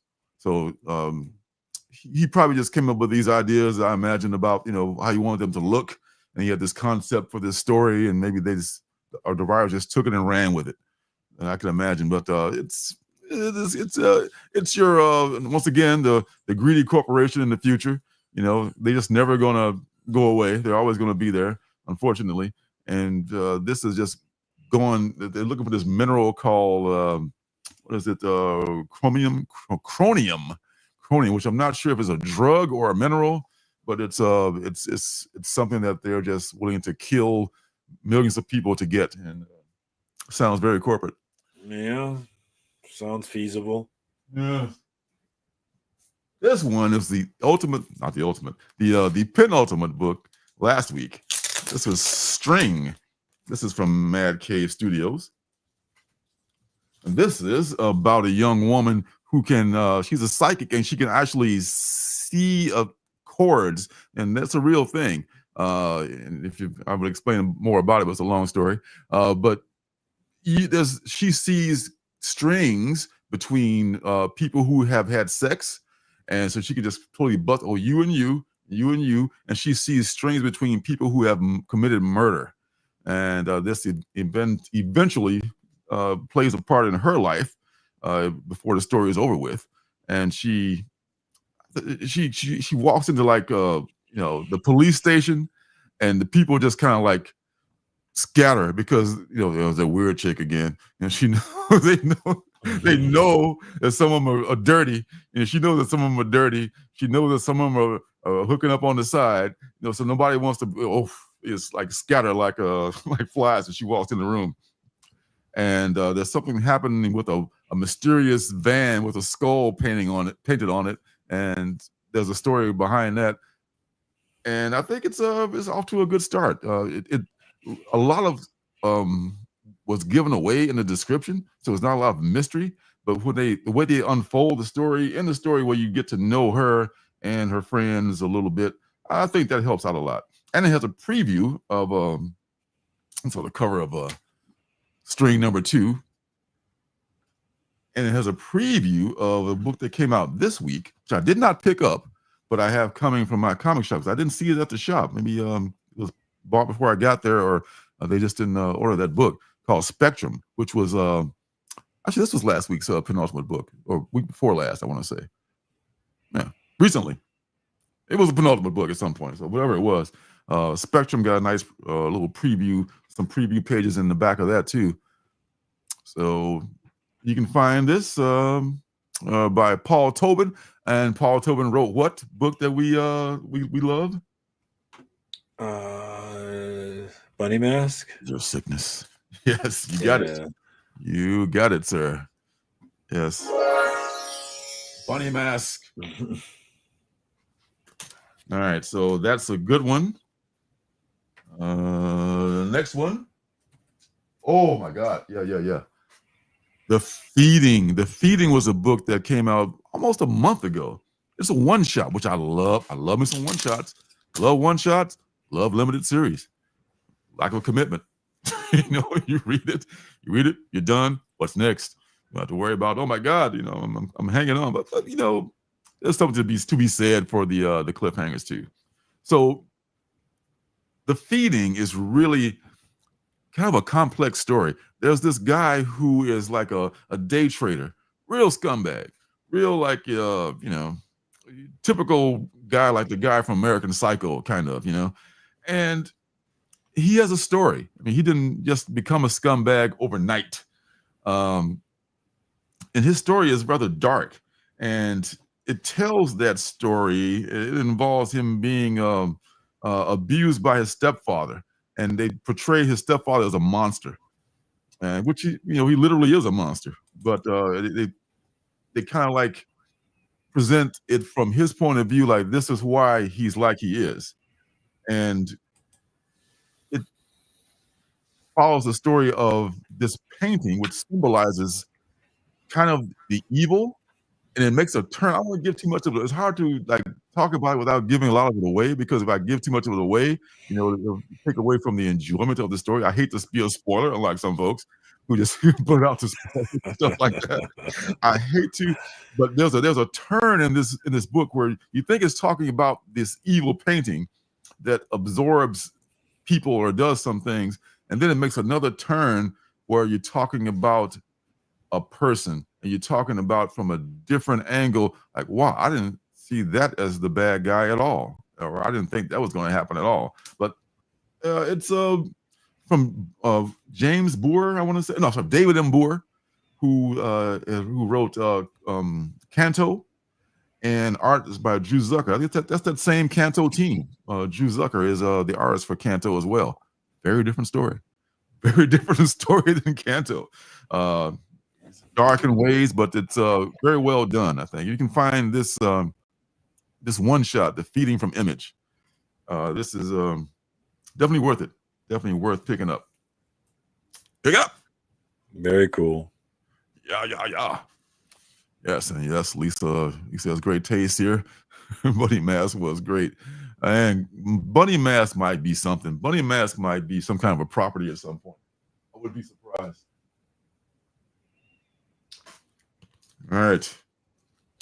The next one was also a book that came out about a month ago, maybe even longer, because it's been on the to-read list for a very, very long time. This is one that got a little bit of buzz, because of our guy from Game of Thrones might be playing this character. Peter Dinklage. Peter Dinklage, thank you very much. This is The Toxic Avenger, #1, Major Disaster. Major Disaster. Matt Boers is a writer and Fred Harper is the artist. And it really takes a kind of a different look on this whole character. I mean, a lot of people have seen the movie. I guess there have been other comic books, at least one comic book with this character in it. And it's a very different kind of a take it has on it. It's told kind of like in retro. It starts with Quarantine Day 4 and works its way backwards. Or, I should say, was it forwards? Yeah, forwards, I should say. It starts with you start with the guy already, looking like this. He's already, been jacked up and everything's going bad. And he's just a normal kid. And you might wonder why he's wearing a tutu. All that is explained in the story. Everything is explained in the story. Why the fuck is he wearing a tutu? There's a reason for that. So everything is explained. Very well written. Very well written. I don't want to give too much of this away too. But there is a sequel, not a sequel, but in issue #2. I want to say it's an ongoing series. And it shows how he was exposed to this toxicity and who did it to him. And they worked out a whole modern twist to this. They worked in like internet pranking and things like that. So there's a lot of, I don't know, someone mentioned, maybe it was Damien, Sleepy Reader 666 that mentioned, have you read Toxic Avenger? Maybe it was someone else. I think it was Damien. But check out Toxic Avenger if you have not. Find #1 somewhere from Ahoy Comics. And this is I remember the old movie. Yeah, and Peter Dinklage is playing. I think it's already been filmed, hasn't it? Maybe I'm making that up, but I know there's an old one, like you're saying. There's an old one, very old, and then there's one that Dinklage is in, and I guess it might be in the can now. It might be, already filmed and waiting for, post-production and release. So yeah, it's coming up. I don't know if it'll be the same as this story here. Maybe it'll be a different story, but I can't see it being the same story actually, because the way it's set up, it's a different kind of character who is the Toxic Avenger, and there's a reason he has a mop too. So that's another story. Everything is explained. The Toxic Avenger has already been shown at festivals, but we don't know if it's ever going to actually come out. Really? Wait, the new one? Yeah, with Peter Dinklage. It has received raving reviews from critics and fans alike who have seen the film at festivals last year, 2023. The issue is coming down to finding a distributor. Really? Huh. Yeah. And why would you think they're having problems finding? I don't know. But yeah, it's already made. The movie's already been done. But I didn't realize that a lot of things, movie making, you would think is like, oh, people get together and that's a great idea for a movie. Let's make it. That's great art. A lot of people just sell movies as scams, ways to make money. Like to rip off producers, like take all their money and just make this shitty movie and disappear. There's a lot involved with movies rather than just making art, which is just kind of sad. T-Fall sell a Lego. What kind of sale? Dollar sale? It says our pre-sale will consist of 50% off a selection of Dark Horse collectible statues. Oh, it's just statues. Never mind. Oh, wait, 50% off graphic novels too. Okay. We'll see about that. Maybe the graphic novel too. I might care about picking up. I'll wait for that dollar sale. Spend all my hard-earned money I shouldn't be doing. The last one, well, not the last one, the one before the last. We know what we call that, don't you? I want to mention that word though. Is Carlisle School for Kings. This is another Dark Horse joint.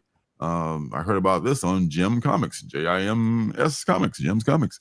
He sometimes makes a video every week and he talks about stuff that he's excited about or he thinks might be, spec worthy. He's not a comic seller at all, but he is collects all of his comics. He has this incredible collection. Another Canadian dude, and this one is takes place in this fantastical world, the fiefdom of Binkler, the kingdom of Godwit, right next door to the kingdom of Fuckwit. And this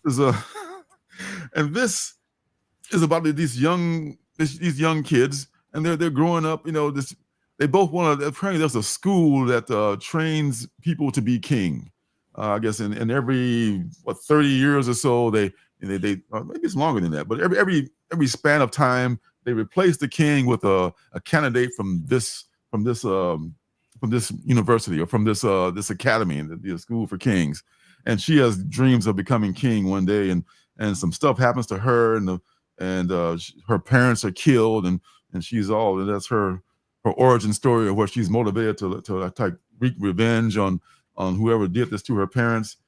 And she's a girl, and she wants to be a king, and I guess you can be a king if you're bad enough to beat the other candidates. There's a lot of violence in here, but it's it's kind of I think on the same level of Canto or that kind of a book, or Wind.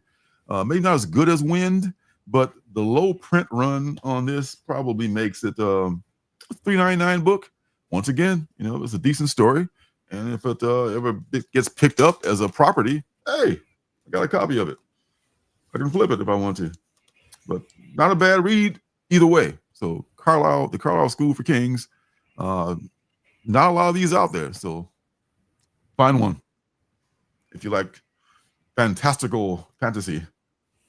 Speaking of fantastical fantasy, the last book I'm talking about is Helena Windhorn, the finale of that series by the great Tom King and the also great Bilquis Evely, whose art is just so incredibly amazing. She did the Supergirl Woman of Tomorrow series. Beautiful stuff. Beautiful stuff. That combination is just amazing. Yeah, I gotta find this book. There was a mix-up, and this one wasn't in my box, and so I don't have the conclusion to this series. I've got to go find it. Yeah, it should be out there though. I mean, I just got to go drive somewhere and get that's it. The thing. Yeah, that's they should have. The LCS failed you. They did, unfortunately. Yeah, it does happen. It's often not their fault. Sometimes a diamond screws them around. It happens all the time. Man, I kind of hate for this to end in a way. It's such a cool story. I'm one of those people that puts. I was talking about this I think last week about how I put voices to the characters, and I just cast the actors into the characters in the book. I've already casted this. I forget who I named, but I could see this being a screen project. This is so good, and it kind of wraps up where Helen is went from this hard drinking teenager to this adventurer who turns into a warrior, thanks to her granddad, and she finds out. Kind of see that coming, yeah. Yeah, you did, yeah. But it's cool, even though you see it coming. It's a really good thing, and she was just looking for a direction in her life, and she needed some discipline. And it turns out she finds out some things about herself, about her lineage, about who her mother really was, and all that stuff. And it looks like we haven't seen the last of Helen of Windhorn. I wouldn't be surprised if there's another series at some point coming out, probably a while, maybe a year or two down the road, because it's got to take a lot of time to draw these beautiful pages because she does the covers and she does the interiors too. It's got to take a long. Plus, I'm sure she's got other work lined up. After that Supergirl thing, I'm sure her phone doesn't stop ringing. So it's a really good series that Helena Windhorn. I recommend it, folks. Was this Open Universe? Yeah. Okay. Ooh, Sleeping Giant exclusive. Got my copy.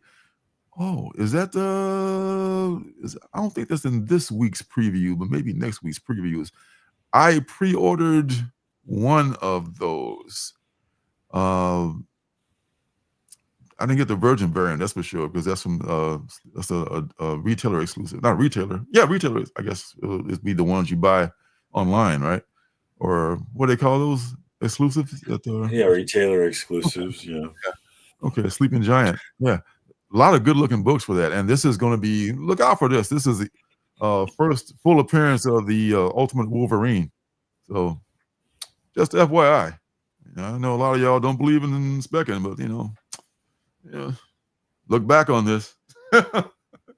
Ultimate Wolverine, and like Wolverine times Ultimate. Feral. I'm talking super feral. So yeah, that's all I have to say about that. That's what's good. That is definitely what's good. All right, so what do we got? Let's see. I didn't share the page. Just share the page real fast. Talk amongst yourselves.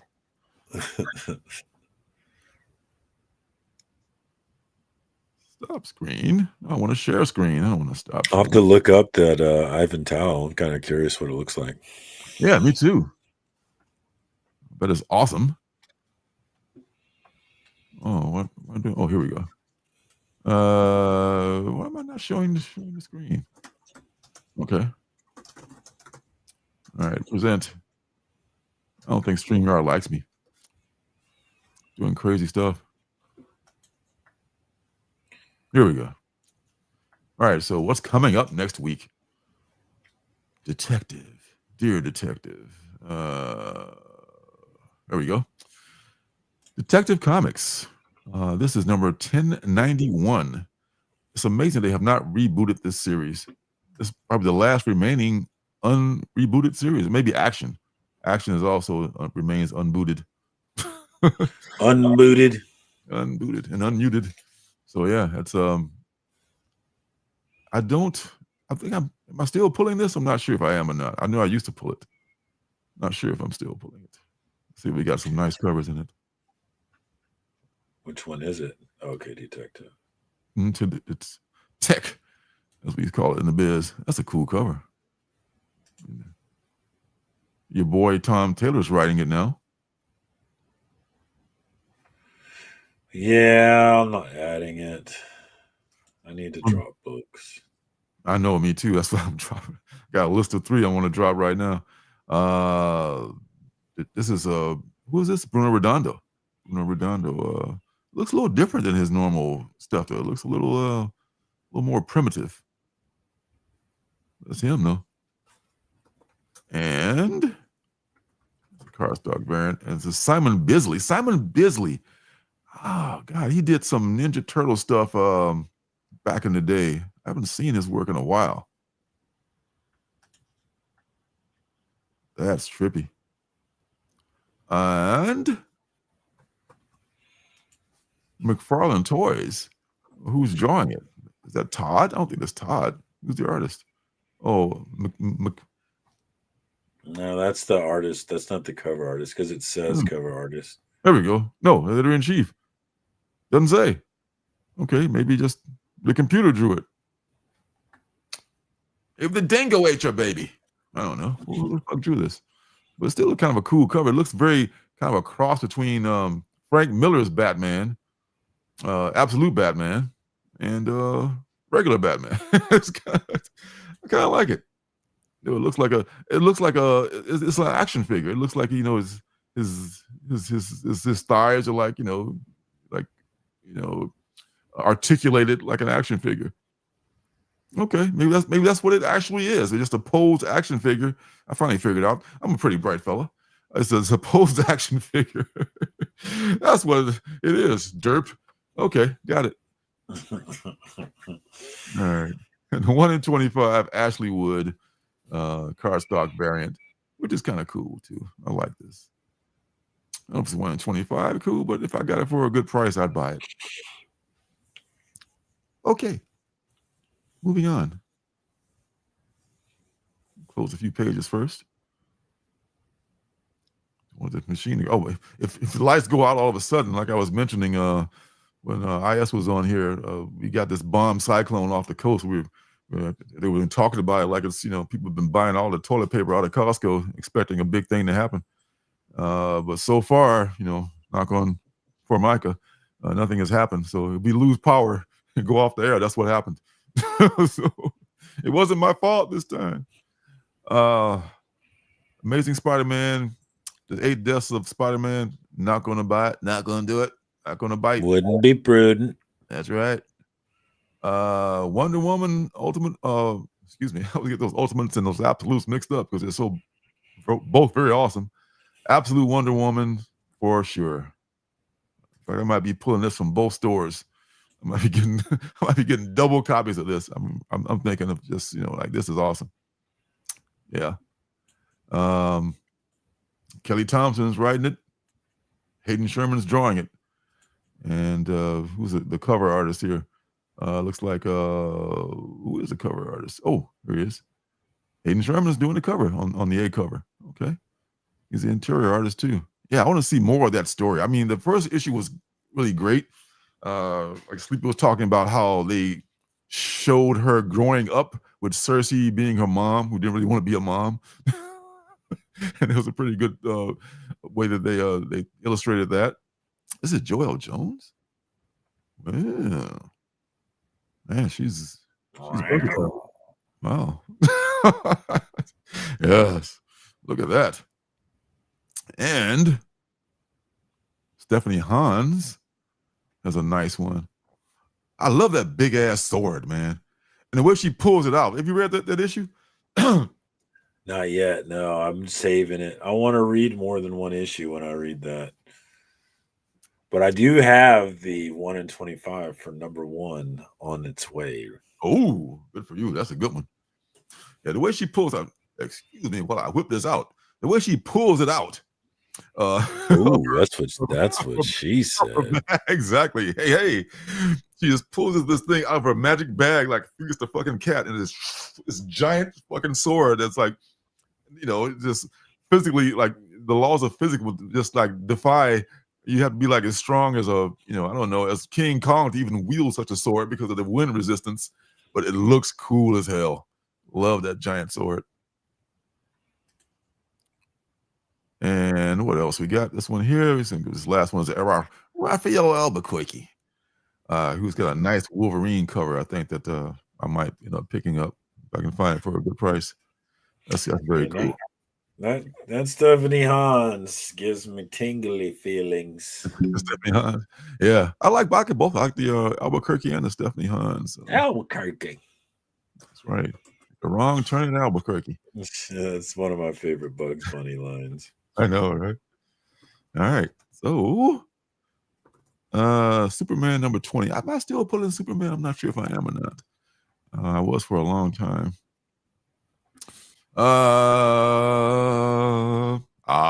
Open and say Justice League Unlimited. This is a Dan Mora joint. At least he's drawing it. Can't say that he's writing it, but he's drawing so many things. And his covers are just legendary. Mark Waid's writing it. The Hush 2 Prelude starts here, looks like. I may have pre-ordered this too. I'm not sure. I think I did. Just on the strength of that. I think Jim was talking about that one also. So this is the prelude to the Quaalude, if you will. Look at all the characters. Justice League Unlimited. All the Justice League characters. Look at all the characters that have been in the Justice League. All right. Where do we start? This guy knows what's up. About yes. I have to say yes. It is pretty nice. No, not that one. You can keep the sword. I'll take the big ass. Well, ass is nice. Lego. Yes. She can have it if she wants it. Yep. So, Lego. The Amazing Spider-Man. Really? Okay, Mojo. Gotta have it. Okay. Maybe you know something. I mean, it would just be so perfect that this Amazing Spider-Man, 8 Deaths of Spider-Man. I hear it's good. Like, people are saying it's actually good right now. It probably is, but damn, I just been, how long, we just been burned so badly by so much in the ASM realm, I mean, but now it's like The Boy Who Cried Wolf. You know, how many more are we gonna have to go through before we get to me? This is one that a lot of people are gonna miss, and it's probably gonna be worth as much as probably, you know, Ultimate Fallout 4 or something. I'll bet before it's over with. But Mojo's right there, so Mojo's gonna make a mint from the books he sells. This is Jim Lee. Yeah, Jim Lee cover B. Jim Lee cover B. Andy Kubert. There's so many of these covers, so many of them. You know, I mean, you're kind of into DC. Are you gonna be pulling this? Nah. I'd love to know your pull list, man, because you seem to be very. I couldn't imagine. I can't pull a Justice League book. That's just not. Why come? We were just talking about this today, actually. How like if I can go to any vintage stock in this area, and I can find a run of Green Lantern, and I can find a run of Justice League, it's like okay. So you're saying let's wait for it to hit the resale shop. I mean, I'm not really. I'm just saying, like, those books, like, people don't keep those books, it seems like. Yeah, I guess you're right. Yeah. There are some people who keep them are not putting them in the thrift shops. The people who keep them love them, you know, because apparently DC they're very loyal. Probably I couldn't throw a rock without finding a DC fan in Chicago, man. I couldn't find a Marvel fan, and everybody loves fucking DC in Chicago, where I ran into. I mean, I love DC, but like just not Justice League, or I just never got into it though. Yeah, well, yeah. This is the Jim Lee Hirsch. Sledhead is in. See, don't listen to me. Listen to Sledhead. I'll make a note of that. That's probably the right thing to do. All right. Sledhead's in on it. TMNT. It's taking a kind of a grittier turn, and I'm not pulling it only because I can't. You know, I only got so many books I can pull, and I wish I had started now rather than when I was reading when they were in a previous run. Was really not for casual fans like me. But this is a clean start. I remember that first issue was good. I think it was Rafi was in prison, similar to a Shawshank situation. He was a crooked warden. So that's going on. Oh, Incredible Hulk, number 19. I've fallen a little behind on that one. I need to sit down and catch up. Hulk? Yeah, that was one of my caught up books, but I've fallen behind. I need to look at those fingers, man. That looks good. See, we go in different phases. That's what I'm saying. I mean, Klein's artwork, and the story is good too, but damn, Klein's artwork is just like horror fans even be into. A lot of horror fans are into this book because it's taking a horror turn. This is number 800. I like it when people draw Hulk's hands well. I really like that. I got a nice one on my wall over here. Oh yeah. The variant covers are nice. This is number 800, and this I may end my I think Sled was talking about how this Hulk, these Thing variants. It's going, I guess, this Thing month next month, or that's kind of cool, isn't it? I kind of like that. Yeah, who is this? This is Gleb. Melnikov. Gleb Melnikov. Okay. Yeah, this is these guys are a long storied history. The Hulk and the Thing. You know, they go from something. Usually the Hulk is a lot bigger than the Thing, but sometimes they equal out depending on who's drawing the Hulk. Yeah, I love the Thing too. JR Jr. is doing a squid thing. Wow. Interesting. And who is this? This is Martin Coccolo. This is very cool too. Very, very somber Hulk sitting on a pile of something he destroyed, most likely. No, it looks like this, like the whole state has been destroyed. He didn't do all that. Or did he? I don't know. Dun, dun, dun. Exactly. Oh, the 1 in 25, Tony Daniels. This is a good one too with Red Hulk. The classic superhero clash cover. Never gets old. All right, so I'll probably pull this one. It looks like we've already had our first appearance of Charlie. She's gotten her spoiler. She's gotten her her revival in the series. I'll say that. That's all I'll say about that. And I'll probably just for the sake of cutting down pull books, I'm just going to probably drop it after number 800/19. No. You're knowing about this time. You're going to drop the book. Oh, no. I am. Well, I got 19 of them, so how many do I need? All of them. Yeah, so that's what they tell you. Now, Batman: The Long Halloween, the last Halloween. Is anybody really reading that? I heard that was a reprint, and some people tell me it's just new material. I don't know if the Tim Sale made this before he passed, or just reprinting old material. Anyone in the chat know? You got me, brother. No. Yeah, man, me too, Bobby. Babito. All right, Spawn. Love Spawn only because it's a $2.99 book and it's still going. Love that. I think I might be dropping the Spawn books. I know. I'm gonna do it. That's a shame because you haven't. Maybe if you read them, they might be good. You read them before you drop them. If you want to drop them, it's like, oh, this is a great deal for $3, $2.99. You can't beat that. Now, for a real comic book here, Spider-Boy. Yes, Spider-Boy is the shiznizzle.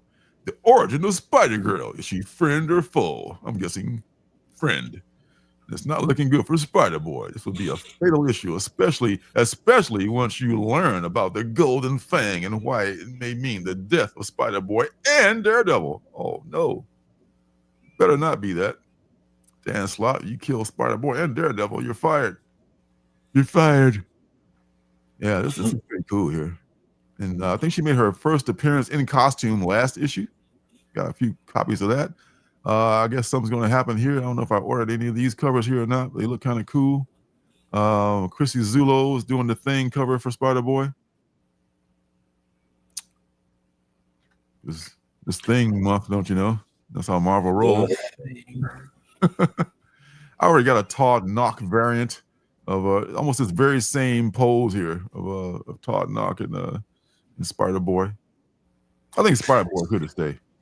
Sledhead is back in Spider-Boy. He's giving it the seal of approval. Spider-Boy. I wish I had pre-ordered this one. I bet I didn't. The debut. Oh, did I? I bet I didn't. Maybe I did. I don't know. I have to wait until my bill comes in, or until I check my records. This Hulkette is becoming like a thing. I wish I had gotten that Hulkette on She-Hulk issue. That was hot for a minute. I could have flipped that one. Yeah, the debut of Hulkette, which is kind of a lame name, TBH. But she's one of these. I forget what they're calling them now. Not the Stormbreakers. Those are the artists. There's some group, not the Thunderbolts. I don't know. There's something. This is the one I want right here. The Michael Cho. I love me some. First of all, 1 in 25s, design variants, and Michael Cho. Boom, boom, boom. 3 things I love right there. Getting this. I'm getting this. I probably can get up around $10, I bet you. Thereabouts, hopefully. Hopefully, because it's going to be a pretty ordered book, I'll bet. I love this one. I love design variants. All right. Moving on. Dazzler, which spoke too soon. Dazzler, I'm not buying Dazzler or reading Dazzler, but she's a cool looking character, that's all I can say. And for you, son, you gotta be pulling this one, right? I went overboard on it. How many covers? Definitely went overboard. I bought all of them pretty much. I don't think I left many on the table. This has got to be a Ross cover here. It's got to be Alex Ross. Yes, it is. I'm gonna have to look at it. I don't have to look at the credits. I can tell. And Oh no, it's not. It's Ben Harvey. Oh man. Excuse me. I was. It does look like Alex, but no, It Ben does Harvey. look like Alex. Oh my God, I'm very, very seldom wrong, but I occasionally I am. So I have to definitely acknowledge what I am. So yeah, Wrong. Yes, that's that. All right. So did you get the A cover? I'm sure. And this is the Adam Hughes foil check. Oh. Now that one I did not see that. Well, there's one that I don't recognize. That Danny Kim. I don't think I got that one. Oh, you better get out there and get it. I didn't see that on T-Fall. It might have been one of the ones I couldn't see, actually, right? Could be. There were some covers that I couldn't see. Joshua Cassara, The Gallery. Oh, that's interesting. No, a lot of people hate that. It's kind of cool, though. It's all right. Kind of cool. Ron Lim, Stanley, Art Germ Lau. I like that. I might look for that one. I think there's I got that one.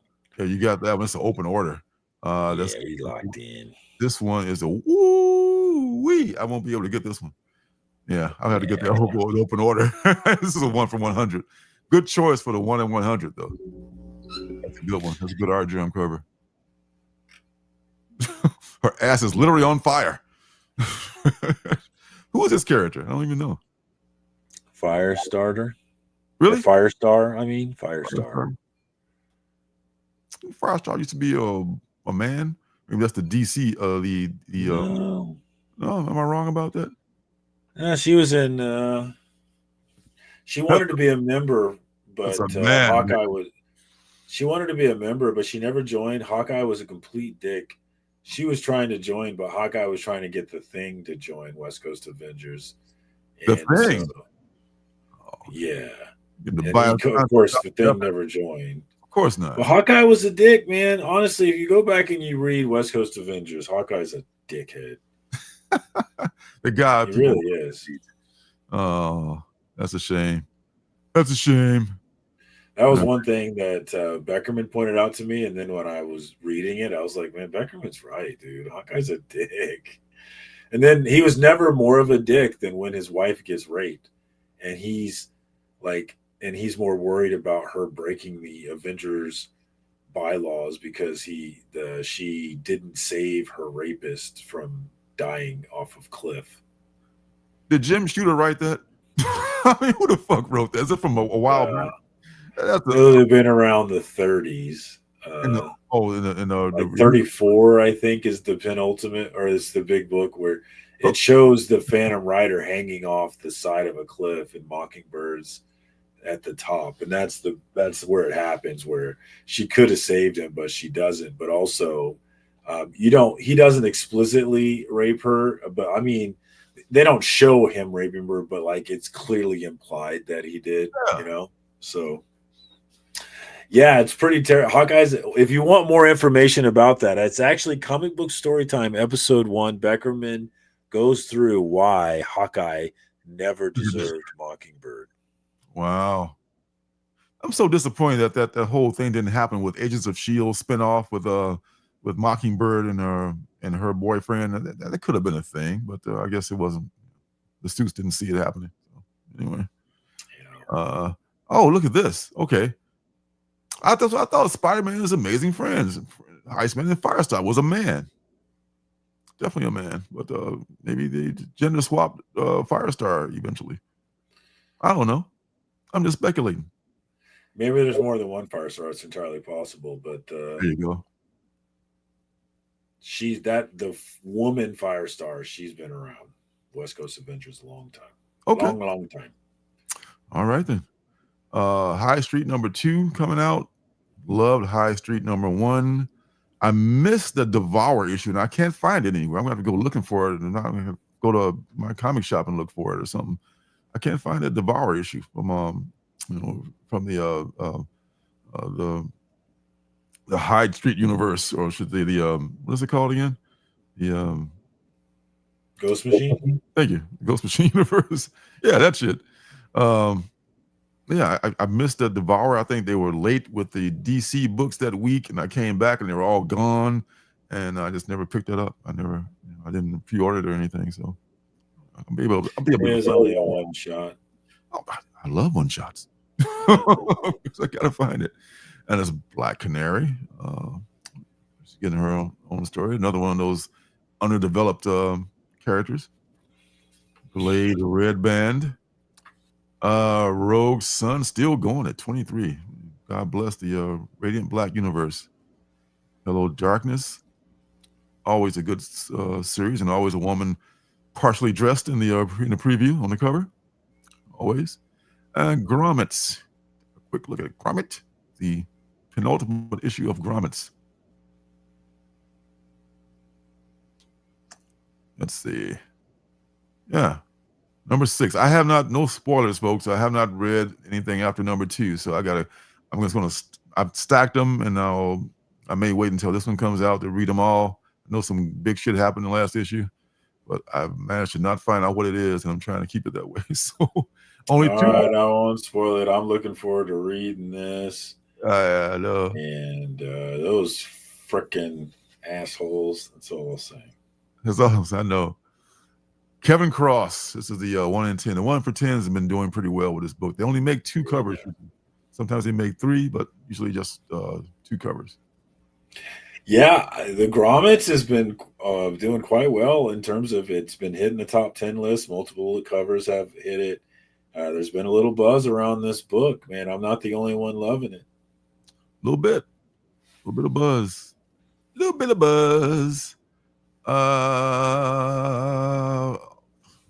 Ultra Mega number 7, another one that I'm stacking because I know it's going to probably end with number 8 in this arc. I'll just blow through all 4 of them just like that. I'll probably reread number 4 from the previous arc just to make sure. Napalm Lullaby is coming back. Okay, that's cool. I'm not sure if it was another arc or it was just late coming out. Probably another arc. I mean, Image doesn't usually have delays that much in their books, so it must be another new arc like Napalm Lullaby coming out. Another Rick Remender banger. You know it. And the Star Wars, The Battle of Jakku, Republic Under Siege number 2. Number 1 is already out? Really? Okay. That came out. Oh, it's going to be weekly. That's right. That's right. This is like the new thing. I guess maybe they're moving away from the High Republic, which was kind of hot for a while. They're going, I guess they may be going back to Rey and her story in Star Wars, for all you Star Wars fans out there. I know you're out there. Rey's first appearance was on the list this week for that reason. Yeah, I wouldn't buy it now. Wait for it. It's actually kind of cheap, though. It's only like a $20-$25 book. Yeah. And for such an important character, I called it worth it, actually. That might be worth it. That might be, you might be hard pressed to find it less, especially now, to find it for less than that. So yeah, it's probably worth it. Tin Can Society, such an underrated book, so underrated. I think it was a little late because it's supposed to be out. Speaking of late Image books, it was supposed to be out last week, I think. Hornsby and Halo. What in blue hell is that? That might be a Ghost Machine thing. I think it is. It is, yeah. Oh, yeah. Yet another book.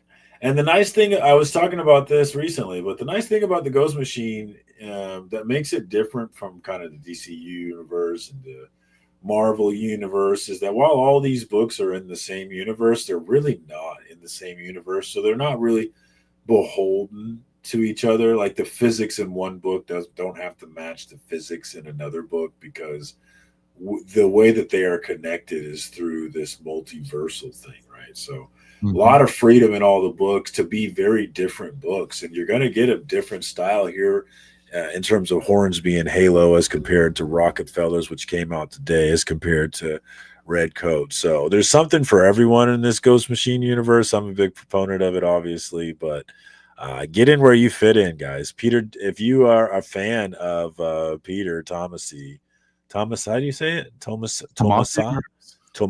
There we go. That sounds right. Definitely give it a go. You got Francis Manifold, and who's the writer on Rockefellers? I'm blanking, but different creators doing their own thing, and this is a creator-driven sort of universe. So plug in. Yeah, Rockefeller is very different than Hyde Street. Very different than, let's say, Red Coat. Yeah, all good books in different ways. All right. This is what is this? Keeping the cosmic peace isn't easy, but the opposing leaders of heaven and hell broker. I gotta like this. The preview was in the Ghost Machine. Preview. Yeah.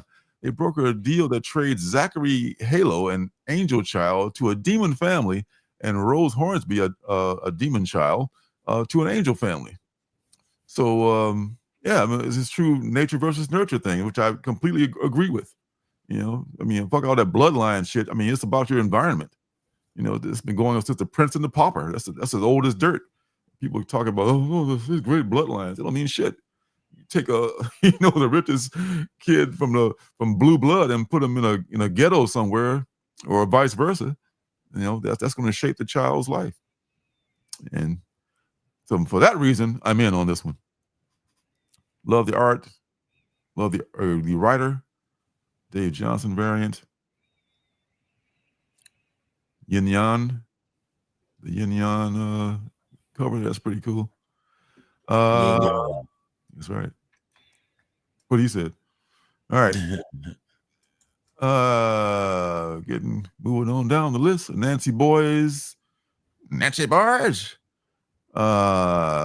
Something crawled out from Vault. Check that out. It's pretty good.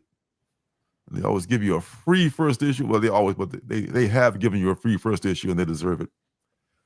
Cow is a little late. Cow, 1964. It was supposed to be out last week, along with Violet Flowers, number 3 already. And Red Before Black. I thought I missed the number 3. Thank God it's not out yet. It's a little tardy coming out from Boom, but just right on time for me. Maybe we can figure out now what this woman goes when she just slips into a different reality in the middle of a fight. and looks like there was another revelation given at the end of that last issue that I won't talk about because someone might be reading that book. It's good. Sickness, number 6, still waiting to come out. Absolute Wonder Woman Noir edition. I picked up a couple of Batman Noirs along with the Absolute Batman 3rd printing, which is a very cool frame from the first issue. I think the first issue. Was it the second issue? The first issue. I think this shot is in there when he just jumped off the fucking building with the motorcycle. Alvarez, of course, he just jumps off the building with my motorcycle. I like Batman. I know John that doesn't much care for Scott Snyder, but sure, there's a few things in there. Like the Batmobile is as big as a house. Where does he hide it? How does he not get it tracked? There's little shit like that you gotta suspend belief on, But overall, a very good book. And there's a Absolute Batman. Absolute jacked man. And you know it, man. All right. Yes. You see, how can you not see? I saw his Instagram where he said, how can people not see this big ass motherfucker not put together? He's the guy that's running around in the bat suit. Well, maybe there's more than one big ass motherfucker in town. I don't know. Let's say only 400,000 between 4 books. It's not that many. Berserker did 500,000, on its own. So that's kind of crazy. Well, yeah. So maybe, because there's probably a lot of people hoarding these books. There's so many of them out there. That's why it kind of is going to be maintaining its value as long as the quality stays up, I think, Oh, the next one is Gail Simone. I need that one. Gail Simone, a former hairdresser, apparently. I love her. She's so funny on Twitter. The way she trolls people. Cool. She'll say something ridiculous about the X-Men, and then some dude will come into her replies explaining to her why she's wrong. But then they find out, dude, you're arguing with the person who writes X-Men. It's like, oh, she just reeling them in. People not checking before they get into an argument with somebody. Yeah. You don't know who somebody Like, is. she's messing with you, dude. She knows that Nightcrawler's the one that teleports. Relax, dude. She's messing with you.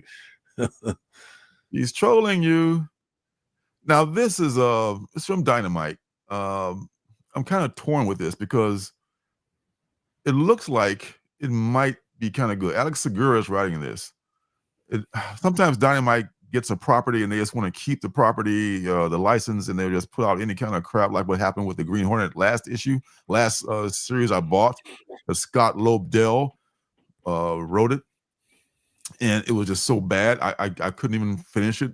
You know, now that I'm reading the true story of the Marvel Universe again, I'm hearing stories about Scott Lobdell and how he's been a hack for many years. Don't sue me, Scott Lobdell. But it was this instance where one writer refused, I think maybe John Byrne or someone, it needed the thing done. I need this story written tomorrow. Like, you out of your fucking mind. You know, I can't do that. I'm a fuck, you know, what do you think this comes out of my ass? You know, and the writer's like, no, I can't do it. And the editor goes, fine, Scott Lobdell, hey, can you do this book for me? When you need it? Tomorrow. No problem. You need 2 of them? I'll do that too. You know, like, it just pulls it, you know, just cranks it out, and there it is. And I think that's what he did with that series. And that kind of left a bitter taste in my mouth. But this Miss Fury series looks kind of good because, I don't know, better writer, I think. Jay Lee's doing it. They never skimp on the covers. Dynamite, you know, they don't skimp on covers. This is the Jay Lee one here. Jonathan Case. Actually, Case was the name of his secretary on the original Green Hornet series. He called her Casey. Miss Case. Fun fact. This one is Francesco Francavilla. Thank you. This is its Virgin cover. So I don't know. I don't know. This just says $50 here. What are you talking about? $50? Really? Oh no, I don't love it that much. Maybe the rest of maybe that particular one is 50. That must be it. That must be it. That one's $100. Is it a 1 in 100 or something? Wait. Metal, it said, right? It said metal at the top. Did it? Oh man, the metal better be like, you know, chromium or gold or something. The Jay Lee is only like your regular $5 book. So yeah. Anywho, so I had to vent a little bit about that Green Hornet series that I felt just robbed when I bought it by gum. Robbed, I tell you. Well, dude, I think there's a Hush 2 prelude because Jim Lee and Loeb are coming back to do Hush 2 in the Batman series next year. So I'm guessing that's why. Hirsch. Yeah, Gail Simone, as you were mentioning it, she's in the next Zdarsky Comics News. So, yeah, that's why, yeah. Looking like Rogue a little bit there. She's Rogue. And 7 Years in Darkness, year 2, number 4. Did I read that? I read the first issue of that. That was very good. That's I want to say that's from the dude formerly with the Scouts Black Caravan, whose name escapes me.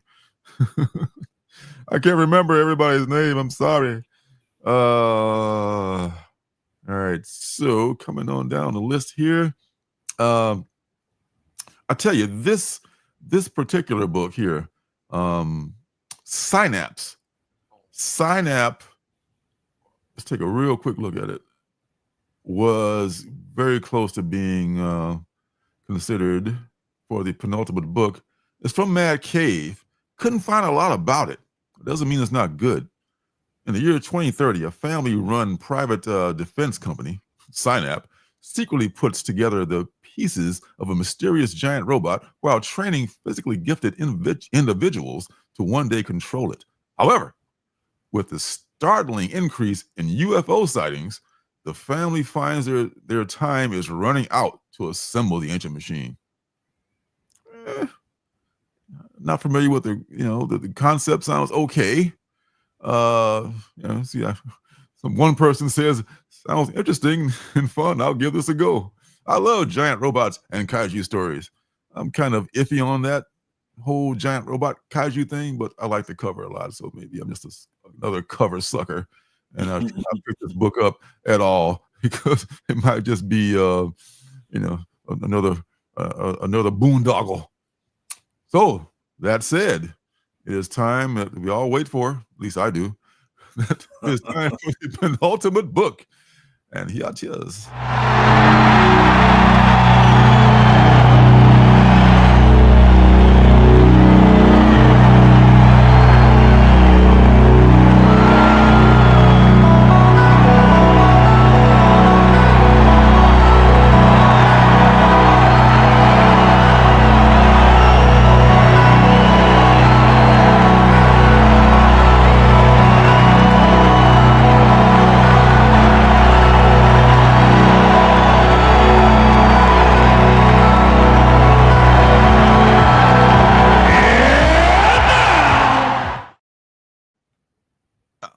It is time for the penultimate book. And as soon as I can get it up for this book, it is called, this week the book is called Welcome to the Maynard. Yes, that's right. Welcome to the Maynard. That's the name of this book. Hey, I tell you folks, to be honest, it was a little bit of our friend this week, I have to tell you.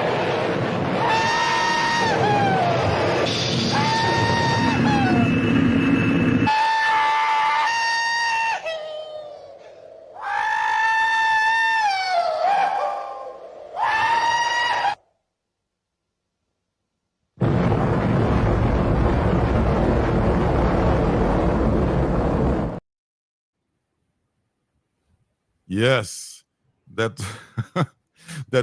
famous character actor Slim Pickens made an appearance this week, and this was the best of what I could come up with. But it ain't bad. It ain't bad. I mean, it could be worse. I've seen worse weeks with worse books up, but this is one.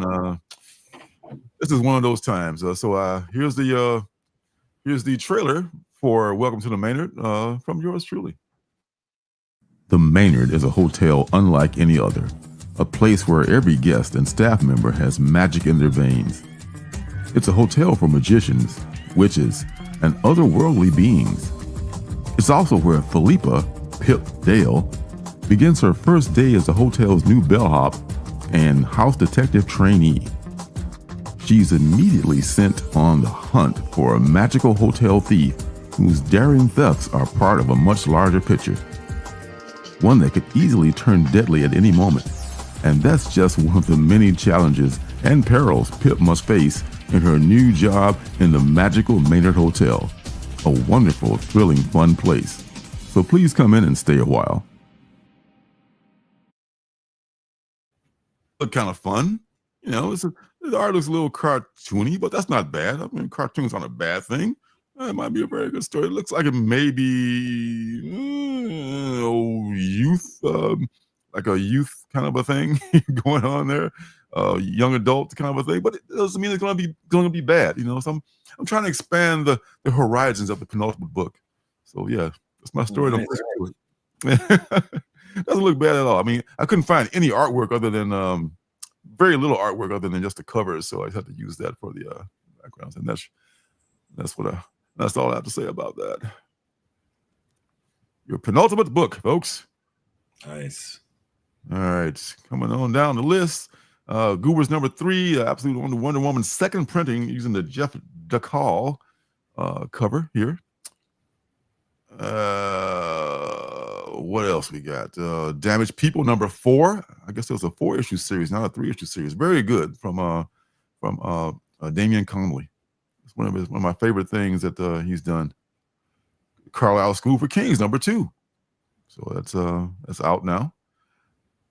The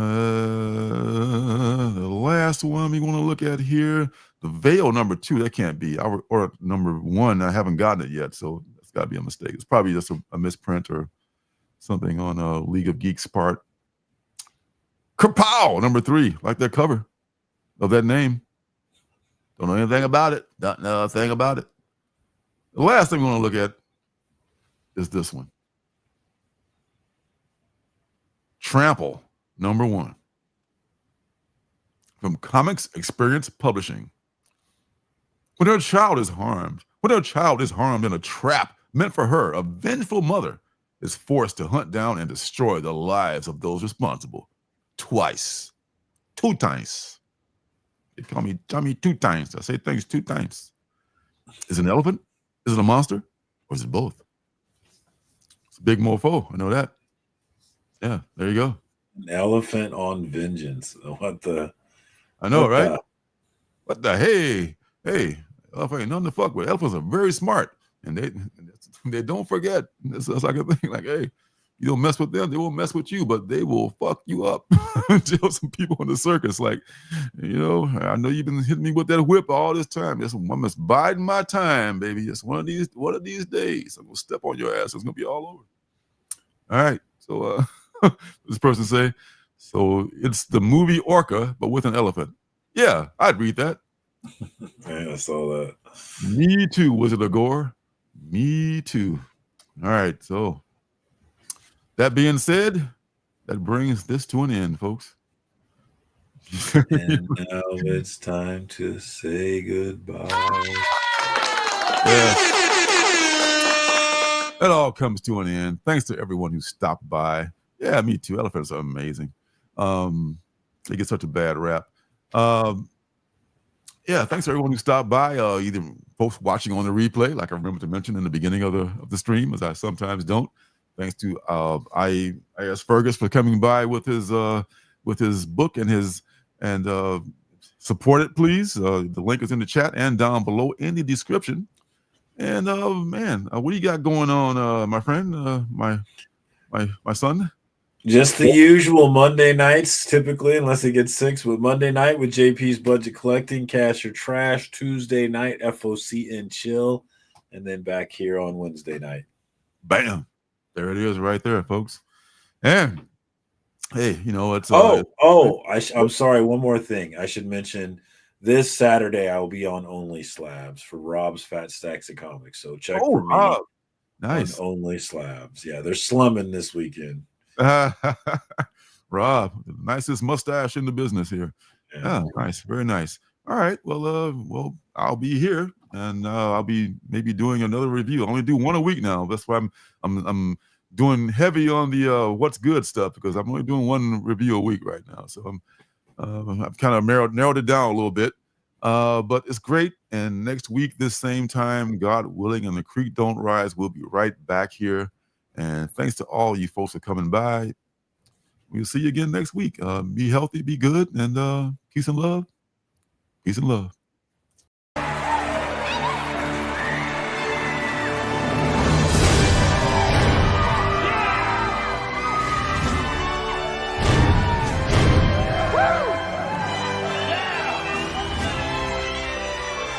We love you, Denver! City by the Bay! John Denver! Is a fire really necessary? Ask them.